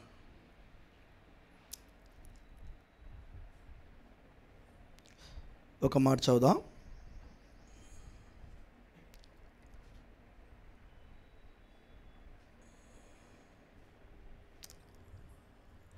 రెండో కొరింథీయులకు రాసిన పత్రిక మనకు బాగా తెలిసిన వాక్యమే అయినా చదువుదాం ఈ మాటను. 2 కొరింథీయులకు రాసిన పత్రిక 5వ అధ్యాయం 1వ వచనం చదువుతున్నాం. భూమి మీద మన గుడారమైన ఈ నివాసము శిథిలమైపోయినను చేతి పని కాక దేవుని చేత కట్టబడినది నిత్యమైనదినైన నివాసము పరలోకమందు మనకున్నదని ఎరుగుదుము. Praise lord. మనము దిగంబరులము కాక వస్త్రము ధరించుకుని వారముగా కనబడుదుము.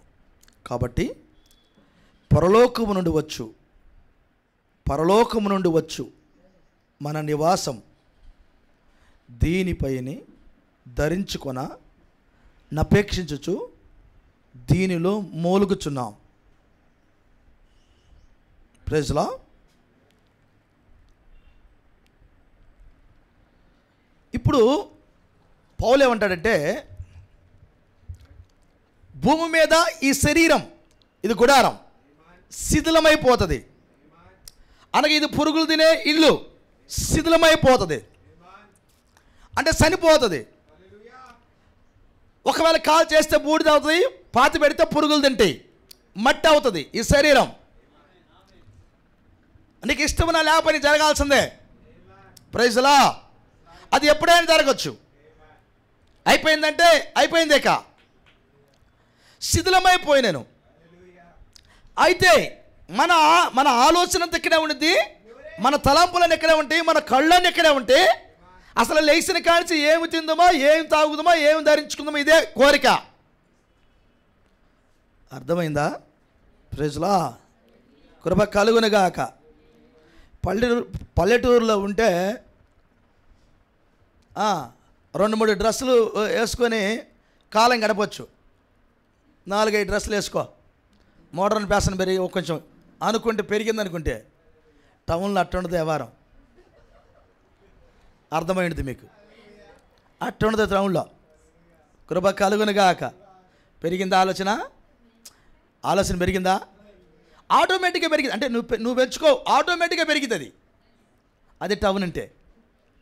Praise Lord. అదే పల్లెటూరులో అయితే నేను అడిగేవాడు ఉండడు. Praise Lord. ఇక్కడే ఉన్నారా? పల్లెటూరుకి వెళ్ళి చూడు ఒకసారి ఎట్టుంటారో. వాళ్ళ మొఖం పొలు తీసుకొని ఉదయం పెడతారు, మధ్యాహ్నం దాకా రుద్దుతా ఉండడు. ఎంతసేపు రుద్దుతావా? ఆ పొల్ల ఒక దారికి వచ్చిందా రుద్దుతూనే ఉన్నాడు. అదే టౌన్లో అయితే అంత రుద్దే టైం ఏడుంది. ఆడకు పోయి అట్ట ఇట్ట అనుకొని ఆడ బ్రష్ నాడు పడేసి ఎల్లుడే. తేడా ఉంది. దేవుడు మిమ్మల్ని దీవించను గాక, కృప కలుగును గాక. అంటే ఈ శరీరాన్ని గురించిన ఆలోచన అనేది టెక్నాలజీ పెరిగేటప్పుడు ఎక్కువైంది, దీని మీద ప్రేమ ఎక్కువైంది. ప్రైజ్లా. ఒకప్పుడు రంగులు లేవు కాబట్టి తెల్ల జుట్టు ఉండేది, ఎట్టు ఉండేవాళ్ళే అనుకోండి. ఇలాట కాదు కదా. బయటికి వెళ్తున్నామంటే ముందు రంగు వేసుకున్నాం లేదా చూసుకోవాలిగా కదా. బయటికి వెళ్తున్నావు అనుకో, మరి తేలితేట కొంచెం రంగు వేసుకుంటే నువ్వు రంగు వేసుకుంటూ నేను మా బార్బర్ షాప్కి వెళ్తా. ఆ బార్బర్ షాప్లో ఒకటి రాసి పెట్టాడు. ఏమని రాసి పెట్టాడంటే రంగు వేయమని అడగటం తప్పు అని. నేను వెళ్ళే బార్బర్ షాప్లో ఉంది. ప్రైజ్లా. బోర్డు పెట్టిండు, అక్కడ రాసుకొని పెట్టిండు. అది రాసినప్పుడు భలే ఉంది, కొట్టిన రాశాడు. ఇంకా ఇది ఈ రంగు వేయటం ద్వారా ఇవన్నీ కెమికల్, దీని ద్వారా నీకు క్యాన్సర్ రోగాలు వస్తుంది అని ఇది ఉంది. ఆ కొటేషన్ అక్కడ మొత్తం నేను కరెక్ట్గా నాకు గుర్తులేదు, కొటేషన్ అయితే ఉంది. ఏది బ్రదర్, మన తప్పు లేకుండా రాయాలి బ్రదర్.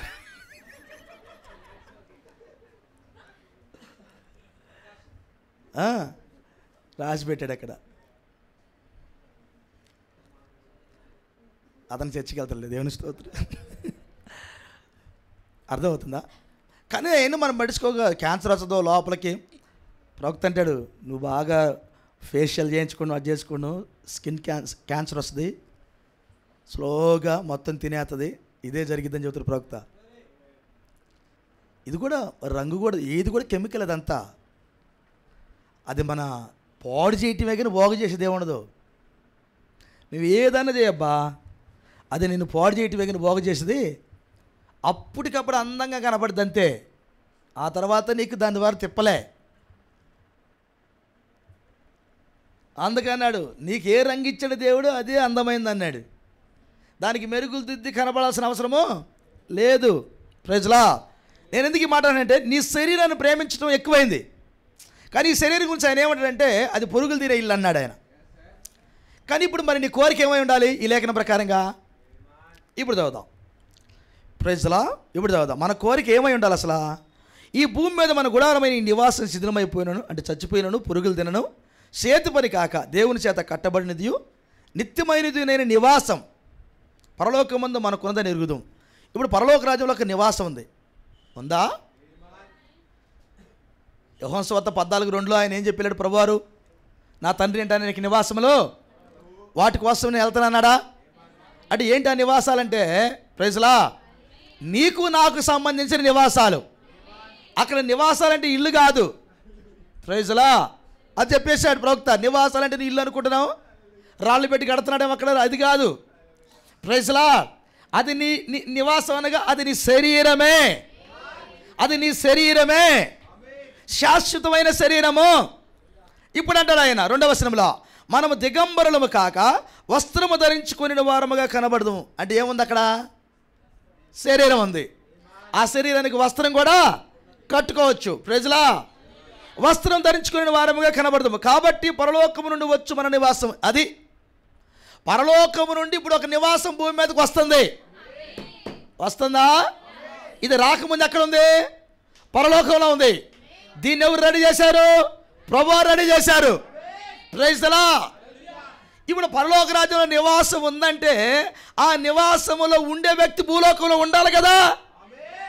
ఇందుని బట్టి మనకేమర్థమైంది? అందరూ ఎన్ని గృహాలు ఉన్నాయి అంటే ఇక్కడ ఎంత కౌంట్ ఉందో అక్కడ అంత కౌంట్ ఉండిద్ది. కోటానికి వచ్చి లోపలికి వెళ్తాను చెప్పట్లేదు ఆయన.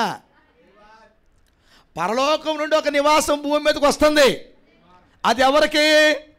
దానికి సంబంధించిన వారు ఇక్కడ ఉన్నారు, అక్కడ భూమి మీద వాళ్ళ కోసం వస్తుంది. Praise the Lord. కనబడింది ఆ మాట? అర్థమైంది మీకు? మనము దిగంబరులో కాక వస్త్రము ధరించుకుని వారముగా కనబడదాము. కాబట్టి పరలోకము నుండి వచ్చు మన నివాసము దీనిపైన ధరించుకుని అపేక్షించు దీనిలో మూలుగుచున్నాం. ఒక నివాసం పరలోకం నుంచి వస్తుంది. అది ఇక్కడ ధరించుకోవాలి మనం. మన అపేక్ష అది అన్నాడు ఆయన. అసలు దాంట్లోకి వెళ్ళాలని మూలుగుతున్నాం. మూలిగి ఎందుకు వచ్చింది? ఈ మూలుగు గురించి ఒకసారి మాట్లాడతాను. మనకి సృష్టి యావత్తు మిగులు ఆస్త తేరు చూస్తూ ఉంది దేవుని కుమారుల ప్రత్యక్షత కొరకు. ఇది పాపభారం మోయలేక మూలుగుతుంది. వాస్తవానికి మనం కూడా మూలుగుతున్నాం అన్నాడు. దేనికి? ఆ నివాసంలోకి వెళ్ళేదానికి. అది ధరించుకోవాలని. అది ఎక్కడి నుంచి వస్తుంది? పరలోకం నుంచి వస్తుంది. అది ప్రైజ్లా. ఇంతకు దాన్ని సిద్ధం చేసింది ఎవరు? ఒక ఆయన ఎక్కడికి వెళ్ళి సిద్ధం చేశాడు. అవి ఇప్పుడు భూమి మీదకి రావాలి. ప్రైజ్లా. అవి మేఘములుగా భూమి మీదకి వస్తాయి అన్నాడు ఆయన. ఆ మేఘాలు భూమి మీదకి వస్తావే, అదే మన శరీరము. ఇప్పుడు మనం దాన్ని ధరించుకోవడానికి అపేక్ష కలిగి ఉన్నాం. అందుకే మూలుగుచున్నాం. ఇప్పుడు నేనేం అనబోతున్నానంటే, ఇది ధరించుకున్నావు అనుకో, వచ్చేసింది, ధరించుకున్నావు, వెళ్ళిపోయావు. ఆవల గట్టికి వెళ్ళిన తర్వాత ఈ శరీరం సంగతి ఏంటి? పరలోకం నుంచి మన శరీరం వచ్చింది, భూమి మీదకి వచ్చింది. ఈ మట్టి శరీరం మారింది, ఈ పురుగులు తినే శరీరం మారింది, ఆ శరీరంలోకి వెళ్ళింది. ఓకే, అయిపోయింది. ఆవలగట్టుకు వెళ్ళాం. ఆవలగట్టుకు వెళ్ళిన తర్వాత మనం ఎలా కనబడతాం? ఆవలగట్టుకు వెళ్తాం కదా, వెళ్ళిన తర్వాత ఎలా కనబడతాం? ప్రైజ్లా. ఆ ఆవలగట్టుకు వెళ్ళిన తర్వాత ఏ రూపంలో కనబడతామని బైబిల్ చెబుతుందంటే, ఒక పట్టణముగా కనబడతాం అన్నాడు. అబ్బా,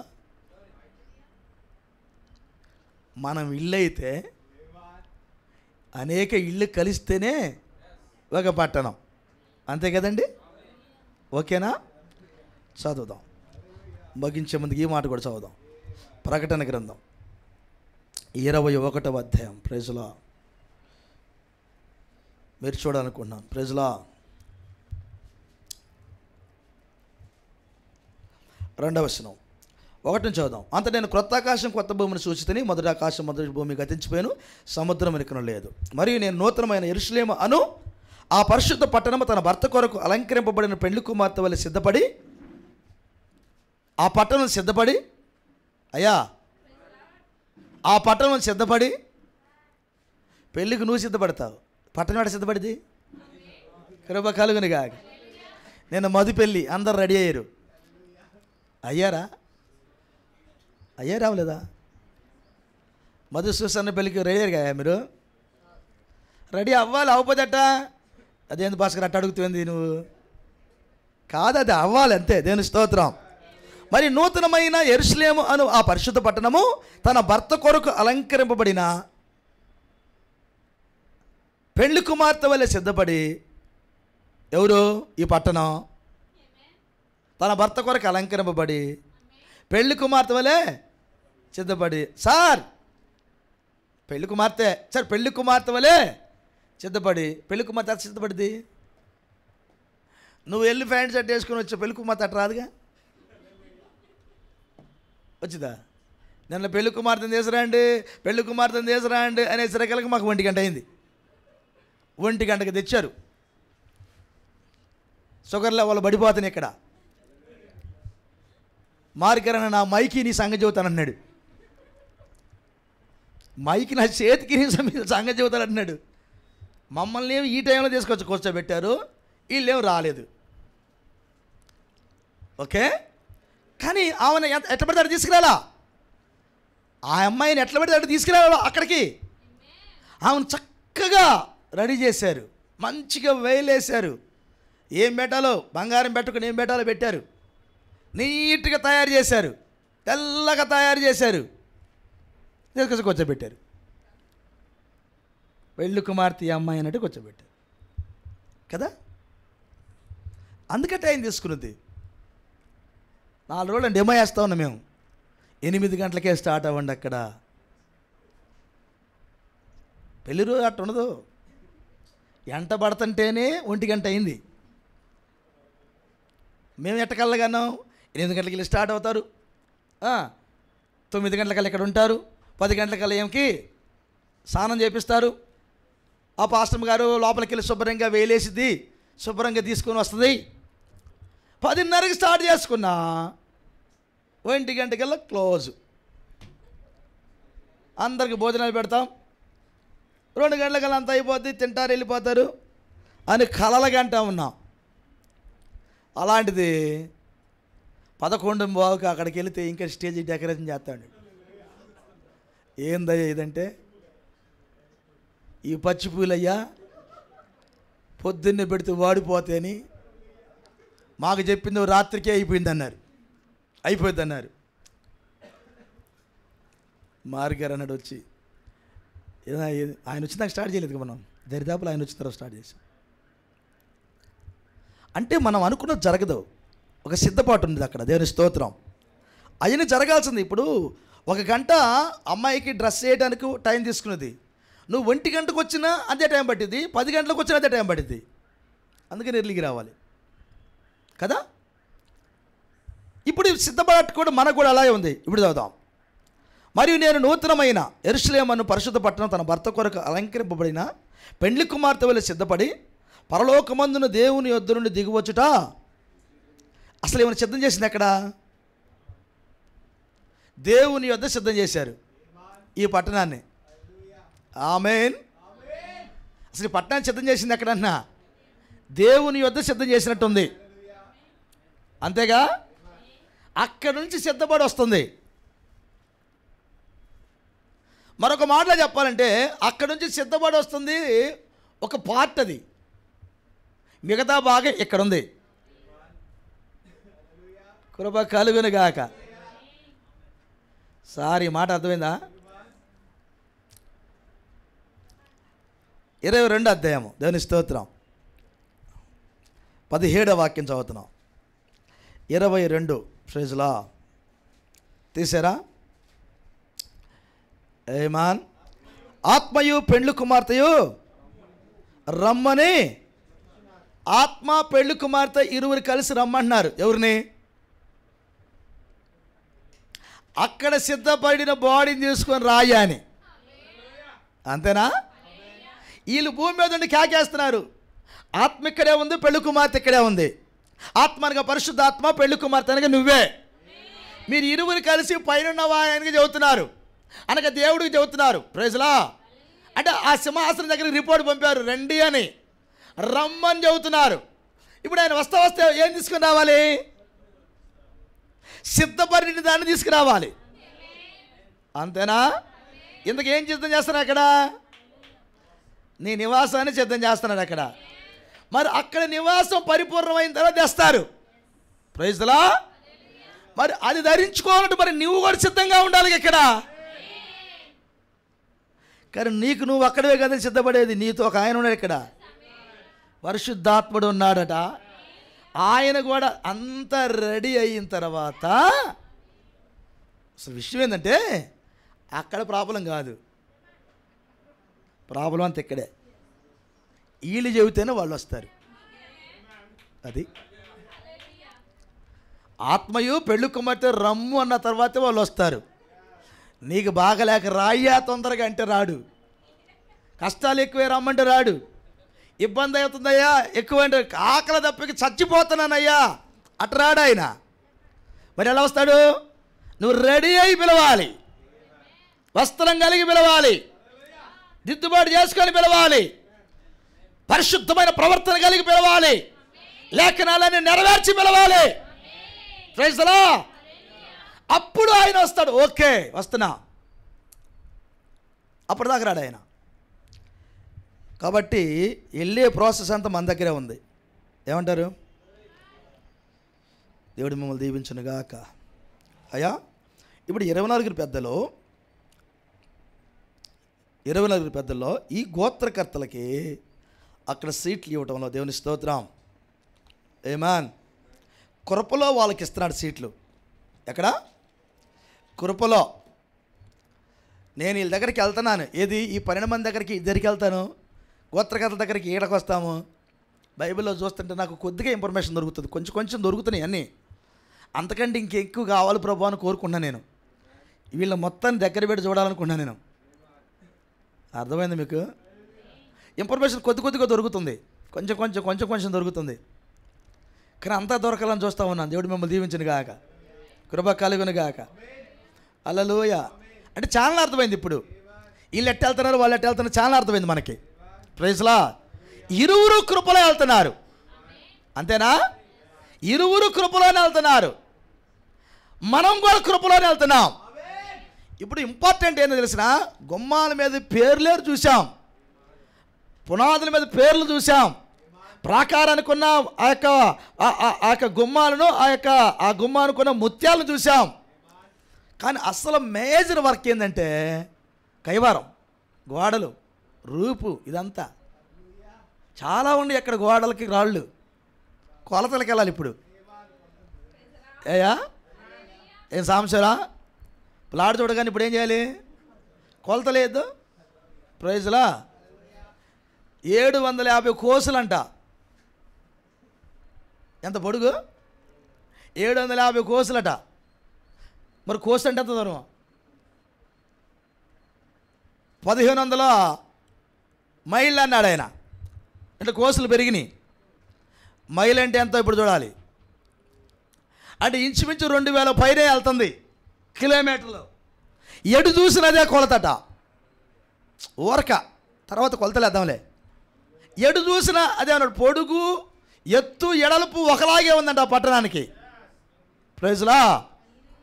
ఆకారం అయితే పిరమిడ్, కానీ ఇంత పెద్దది. ఇంతలో గుమ్మాల గురించే నేర్చుకున్నాం ఇప్పుడు దాకా, పునాదుల గురించే నేర్చుకున్నాం, పేర్లే చూసాం. ఈ రాళ్ళు సంగతి ఏంది? అది విషయం ఏంటంటే ఆ పట్టణంలో ఉన్న ఒక రాయివే నువ్వు నేను. అది మరి గుమ్మాల మీద పేర్లు చూసుకొని అమ్మయ్య మా పేరు ఉందని వాళ్ళు ఆనందించారు. మరి రాయి మీద నీ పేరు చూసుకోవద్దు నువ్వు కూడా? ఏమయ్యా? ఇప్పుడు గుమ్మాల మీద పేరు చూసుకొని అమ్మయ్య దేవునికి స్తోత్రం హల్లెలూయా. యాకోబు గారు ఆ యోహాను గారు ఏడ్చి పాపాడు. ఎప్పుడు? ఆ పేరు చూసుకొని గుమ్మం మీద, క్షమించాలి, ఆ పునాది మీద పేరు చూసుకొని అమ్మయ్య నా పేరు అన్నాడు ఆయన. ఏడుపు ఆగింది. మరి నీ ఏడుపు ఎప్పుడు ఆగిద్ది? రాయి మీద నీ పేరేమైనా ఉందా? సంగములతో ఆత్మ చెప్పుచున్నమాట చెవిగలవాడు వినుగాక. జయించువానికి మరుగై ఉన్న మన్నాను భుజంపునెత్తును, అతనికి ఒక తెల్లని రాతినెత్తును. అయ్యా ఒక తెల్లని రాయి ఇచ్చాడు. Praise Lord. ఈ తెల్లని రాయి నీకు ఇచ్చే ముందుగా మూలరాయి ఆయన ఉన్నాడు. Praise Lord. ఇందాక మీరు ఒక పాయింట్ రైట్ చేస్తారేమో అనుకున్నా నేను. Praise Lord. అపోస్తులు ప్రవక్తలు వేసిన పునాది మీద మనం కట్టబడ్డాం. ఆ మాట చెప్పే ముందుగా క్రీస్తు వేసే ముఖ్యమైన మూలరాయి అన్నాడు ఆయన. ఆయన దాటుకుని వచ్చాం మనం. Praise Lord. అసలు ఈ పునాదుల గురించి మాట్లాడే ముందు ఆయన ఏమంటే, ఆ క్రీస్తు వేసే ముఖ్యమైన మూలరాయి ఉండగా అపోస్తులు ప్రవక్తలు వేసిన పునాది మీద కట్టబడ్డాం. అంతేనా? ఇప్పుడు పునాది పెట్టాలంటే ముందు ఏం పెట్టాలి? మూలరాయి పెట్టాలి. మూలరాయి ఎవరు? యేసుక్రీస్తు. కానీ జయించేవాడికి ఒక తెల్లని రాయిని ఇస్తా అన్నాడు. ఏ రాయి అది? ఏ రాయి అది? ఆ మూలరాయికి అతుక్కునే రాయి అది. ఈ రాయి మీద కూడా పేరుందన్నాడు ఆయన.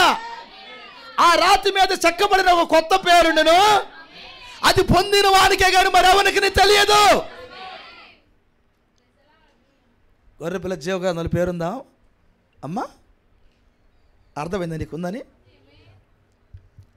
ఉంటే ఇప్పుడు ఎట్టున్నది? అదుగో నా పేరు అని ఆయన గంతులేసాడు. మరి నువ్వేం చేస్తావు? గంతులేదు.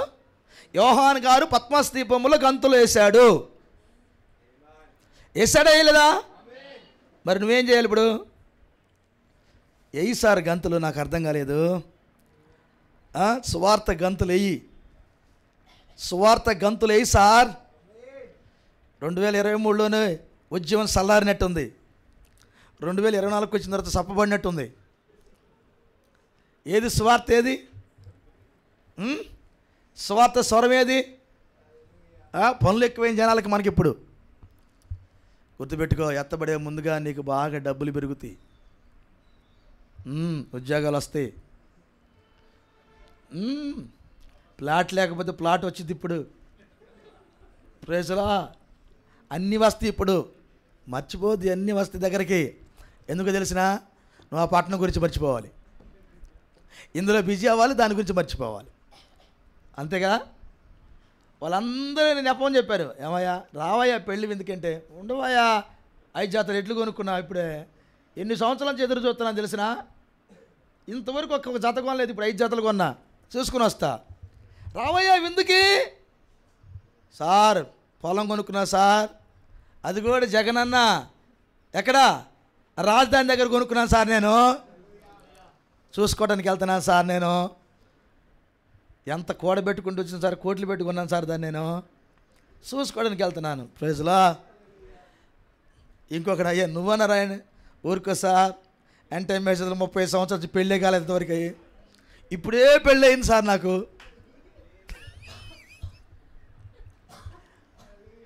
ఏంటంట? 30 సంవత్సరాల నుంచి పెళ్ళి కాలేదు సార్ మాకు ఇంతవరకు, కాబట్టి ఇప్పుడే పెళ్ళి అయింది. ఇట హనీమూన్కి వెళ్ళాలి, ఎటు వెళ్ళాలి, ఇటు వెళ్ళాలి, ఎన్ని పనులు నేను అనుకున్నా. పిలువబడినవారు అక్కడ కూడా రాలేదన్నాడు. కారణం వాళ్ళకు దొరికిన ఆనందం వాళ్ళని బిజీ చేసింది. వాళ్ళు ఎదురు చూశారు ఆనందం కొరకు, డబ్బు కొరకు ఎదురు చూశారు, ఇప్పుడే వచ్చింది.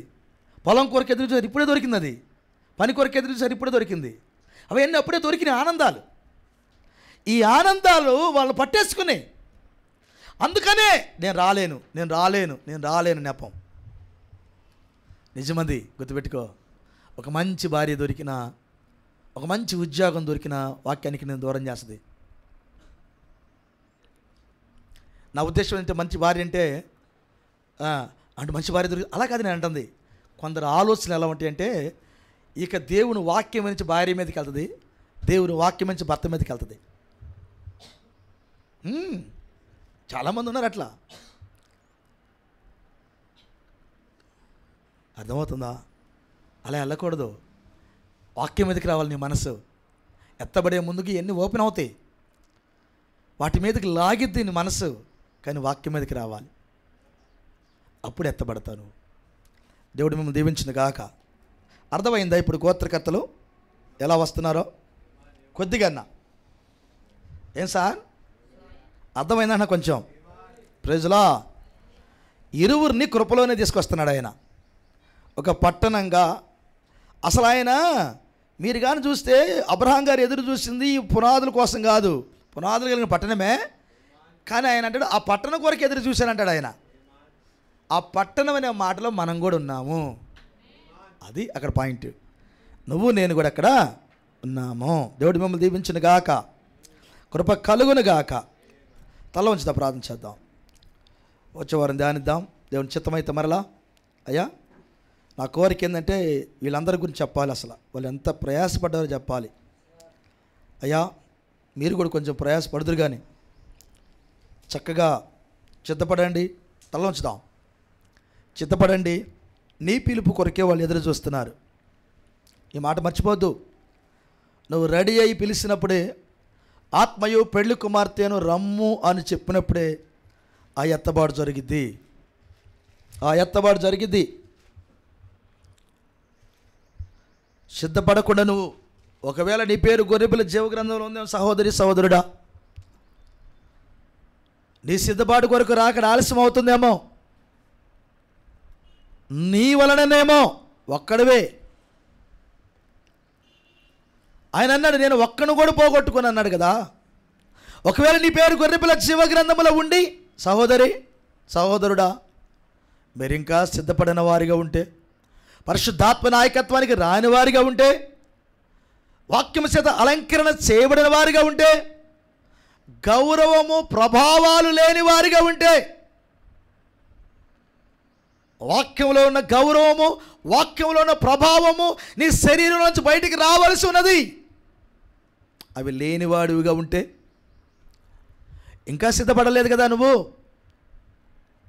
మీరు సిద్ధపడకుండా ఆవలగట్టులో ఆ పరిశుద్ధ పట్టణం పరిపూర్ణం కాదు. వాక్యం తెలియజేస్తూ ఉంది, మనము లేకుండా వారు సంపూర్ణులు కారు. కాబట్టి ప్రతిదీ దేవుడు వాక్య క్రమంలోనే పెట్టాడు. ఆ క్రమాన్ని అబ్రహాం గారికి చూపించాడు. అబ్రహాం గారు చూసింది కూడా ఎదురు క్రమము కోసమే.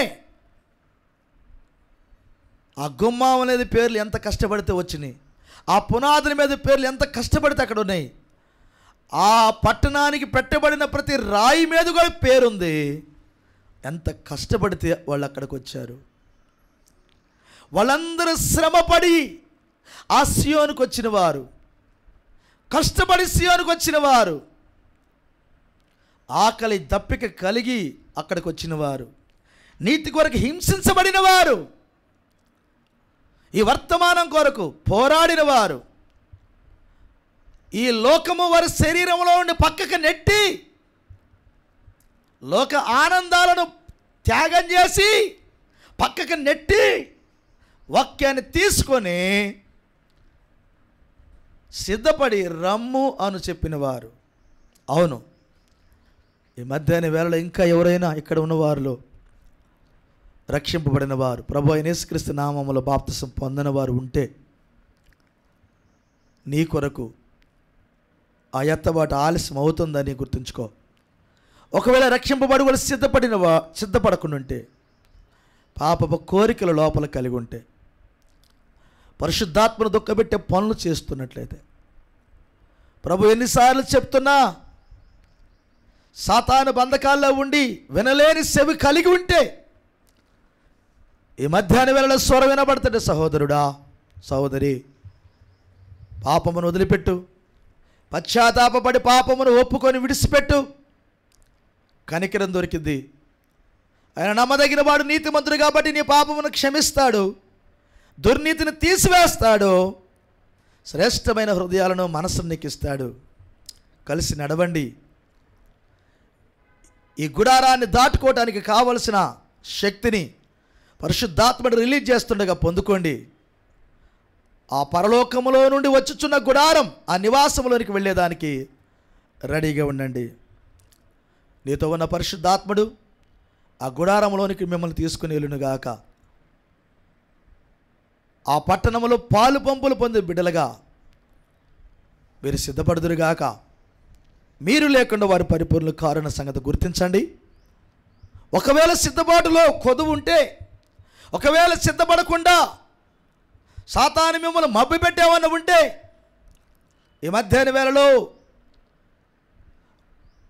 వాడు ఉచ్చు నుండి, వాడు ఊరి నుండి, వాడు వాతావరణం నుండి బయటకు వచ్చి పరిశుద్ధాత్మ నాయకత్వం కింద పశ్చాత్తాప హృదయాలు కలిగి రక్తములో మీ పాపస్థితిని కడుక్కొని ఆయన చిత్తానుసారమైన జీవితం జీవించడానికి ఈ సమయంలోనే దేవుడికి మీ సమర్పణ తెలియజేస్తే మీరు దీవించబడతారు. వాయిదాలు వేసుకోకండి, ఇప్పుడే సరి చేసుకుని వెళ్ళండి. చిన్న చిన్న మచ్చ ఉన్నా, చిన్న చిన్న డాగున్నా, ఆ చిన్న చిన్న మచ్చ, చిన్న చిన్న డాగు, ఇది కూడా పరలోక రాజ్యానికి నేను వెళ్ళకుండా ఆపిద్దని చెప్పాడు దేవుడు. అందుకే ఆ మచ్చ కూడా నీకు ఉండకూడదు, ఆ డాగు కూడా నీకు ఉండకూడదు. నిన్ను చూసినప్పుడు క్రీస్తే కనబడాలి, నిన్ను చూసినప్పుడు వాక్యమే కనబడాలి. అలాంటి జీవితాలు కలిగి ఉండండి. ప్రభు త్వరగా తీసుకెళ్లే సమయం ఆసన్నమైంది. ఆయన సిద్ధపరుస్తున్నాడు తన బిడ్డలను. ఆఖరిగా నీ కోసమే ఆగుతున్నాడేమో, ఆఖరి వ్యక్తి నీవేమో నాకు తెలీదు, ఆఖరిగా రెడీ చేస్తుంది నిన్నేనేమో. సహోదరి సహోదరుడు కఠినం చేసుకోకండి, పశ్చాత్తాపడండి, జీవితాలను మార్చుకోండి. చక్కగా ఈ పురుగులు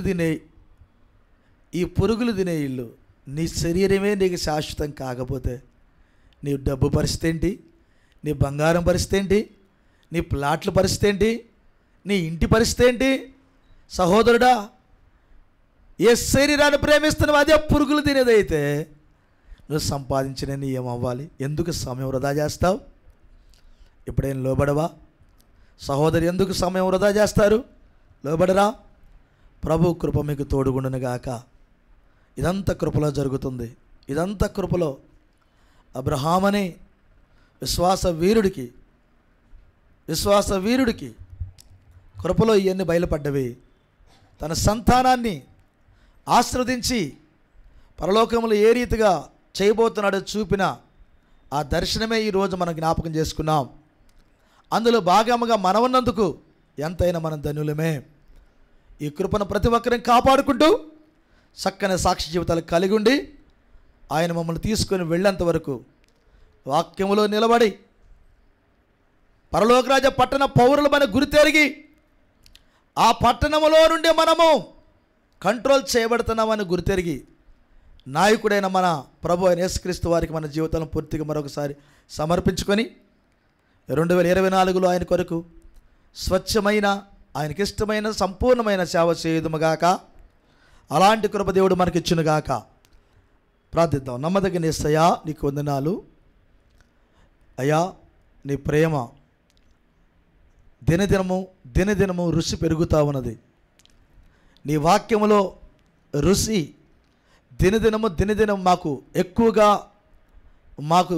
రుచి చూపిస్తున్నందుకు, అంత మాత్రమే కాదు, బలమైన ఆహారము మేము తినగలిగినంత కంటే ఎక్కువగా రెడీ చేసి పెట్టినందుకు స్తోత్రములు. తినే కృప మాకు ఇవ్వయ్యా. బిడ్డలందరూ తిందురుగాక, వారు బలపరచబడుదురుగాక, వారి స్థానాల్లో వారు ఉందురుగాక, మీ నాయకత్వం కింద వారు నడుచుదురుగాక. పరలోకరాజ పట్టణంలో వారు ఒక సజీవమైన రాయిగా వారు గుర్తింపబడుదురుగాక. నిత్యముగా బిడ్డలను దీవించు స్వామి. బయలుపాటినివ్వయ్యా, ఆ ప్రత్యక్షతనివ్వయ్యా. బిడ్డలకు ఎవరు వ్యర్థముగా పోరాటలేదని, ఏదైతే మేము నీ వాక్యం కొరకు పోగొట్టుకుంటున్నామో, ఏ వాక్యం కొరకు నిందలు భరిస్తున్నామో, అవమానాలు భరిస్తున్నామో, ఏ వాక్యములతో ఏడుస్తున్నామో, ఆకలి తప్పగలిగి ఉపవాసాలు ఉండి నాయనా ఈ భూమి మీద బ్రతుకుతున్నామో, వాటన్నిటికీ తగిన ఫలం ఉందని ఈరోజు మేము తెలుసుకున్నాం ప్రభువా. అవి వ్యర్థంగా జరగటం లేదని, దానికి ఫలం ఉందని మాకు అర్థమైందయ్యా. ఆ ఫలమును పొందుకునే బిడ్డలుగా ఈ చివరి దినాల నిరీక్షణ కలిగి నీ పిల్లలు అయిన మేమందరం అలయక ప్రయాసపడుదుముగాక. ఆవల గట్టుకొచ్చేంత వరకు మేము ప్రయాసపడుతూనే ఉందముగాక. కృప చూపమని కొన్ని బిడ్డలందరూ దీవించండి. లైవ్లో ఉన్న పిల్లలను కూడా దీవించండి అయ్యా. రాలాపైన బిడ్డలు దీవించండి తండ్రి. మధురమైన నీ మాటలతో మా హృదయాలను నింపినందుకు స్తుతులు ప్రభువా. ఇంకా వాక్య ధ్యానాన్ని మాకు ఇవ్వండి. ఇంకా లోతుగా ఆలోచన చేసే కృప ఇవ్వండి. నీ నాయకత్వం కింద నడిపించండి. భార్య, భర్తగా, బిడ్డలు, కుటుంబంలో ప్రతి ఒక్కరూ స్వచ్ఛమైన మనసులు కలిగి ఉండి కృప దయచేయండి. కుటుంబంలో మీరు నాయకులు కూడా నడిపించండి. శత్రుగా ఉన్న స్వాధీనపరచుకునే బిడ్డలుగా ప్రతి ఒక్కరిని ప్రభువా సిద్ధపరచండి. ప్రతి బిడ్డ ఎడలను మీరు ఆనందించండి. ప్రతి బిడ్డను బట్టి మీరు సంతోషించండి. ప్రతి బిడ్డను ఇక్కడే కాదు ఆవులగట్లో చూసుకునేటట్టుగా సిద్ధపరచండి. నీ కృపకు మా సంఘ బిడ్డలందరిని అప్పగిస్తూ వచ్చిన బిడ్డలను ఈ లైవ్లోని పిల్లలు కూడా దీవించమని, ఆశీర్వదించమని, ప్రతి మాట మా హృదయాల నూరంతల ఫలం చేయమని, నీ రక్తపు లైన్లోనే కుడికి కానీ ఎడమకు కానీ తొలగిపోకుండా నడిసే కృప మా అందరికి దయచేయమని, ఈ వర్తమానమును బట్టి అయ్యా, అపోస్తలను బట్టి, గోత్రకర్తలను బట్టి, పరలోకరాజ పట్టణమును బట్టి, ఆ యొక్క ప్రభువా నా తరుణైన దర్శనమును బట్టి, మారని వాగ్దాన వాక్యమును బట్టి లెక్కింపులేని స్తోత్రమును తెలియజేస్తూ, సమస్త ఘనత మహిమ ప్రభావాలు మీకు తెలియజేస్తూ, కూడిన బిడ్డలు ఎవరైనా రోగులు గుండి స్వస్థపరచయ్యా, బలహీనులు గుండి బలపరచయ్యా, నీ ఆత్మ లేని వారికి నీ ఆత్మనివ్వయ్యా, నీ నడిపింపు లేని వారికి నడిపింపునివ్వయ్యా. సంపూర్ణ సమర్పణించి దీవించబడిన బిడ్డలుగా అనేక మందికి దేవుని అందించే కృప దయచేయమని, అయ్యా నా గిన్నె నిండి పొర్లుతుందని దావీదు గారు చెప్పినట్లుగా ప్రతి బిడ్డ జీవితం, ప్రతి కుటుంబము అలాంటి ఆశీర్వాదం కలిగి ఉండే కృప దయచేయమని సమస్త నీకు అప్పగిస్తూ యేసుక్రీస్తుని మీ నామములోనే ప్రార్థించి అడిగి పెడుచున్నాము తండ్రి. ఆమేన్. మన తండ్రి అయిన ప్రభు అయిన యేసుక్రీస్తు కృపా సమాధానం తల్ల వంచిన మనకు, రాలపోయిన పిల్లలకు, సకల పరిస్థితులకు లైవ్లో ఉన్న దేవుని పిల్లలకు ఆయన కృప సదాకాలం ఆ రాజ్యములోనికి, ఆ పట్టణములోనికి, ఆ సహవాసములోనికి చేరినంత వరకు ఆయన కృప నడిపించునుగాక. Amen, amen. Praise the Lord. God bless you. దేవుడు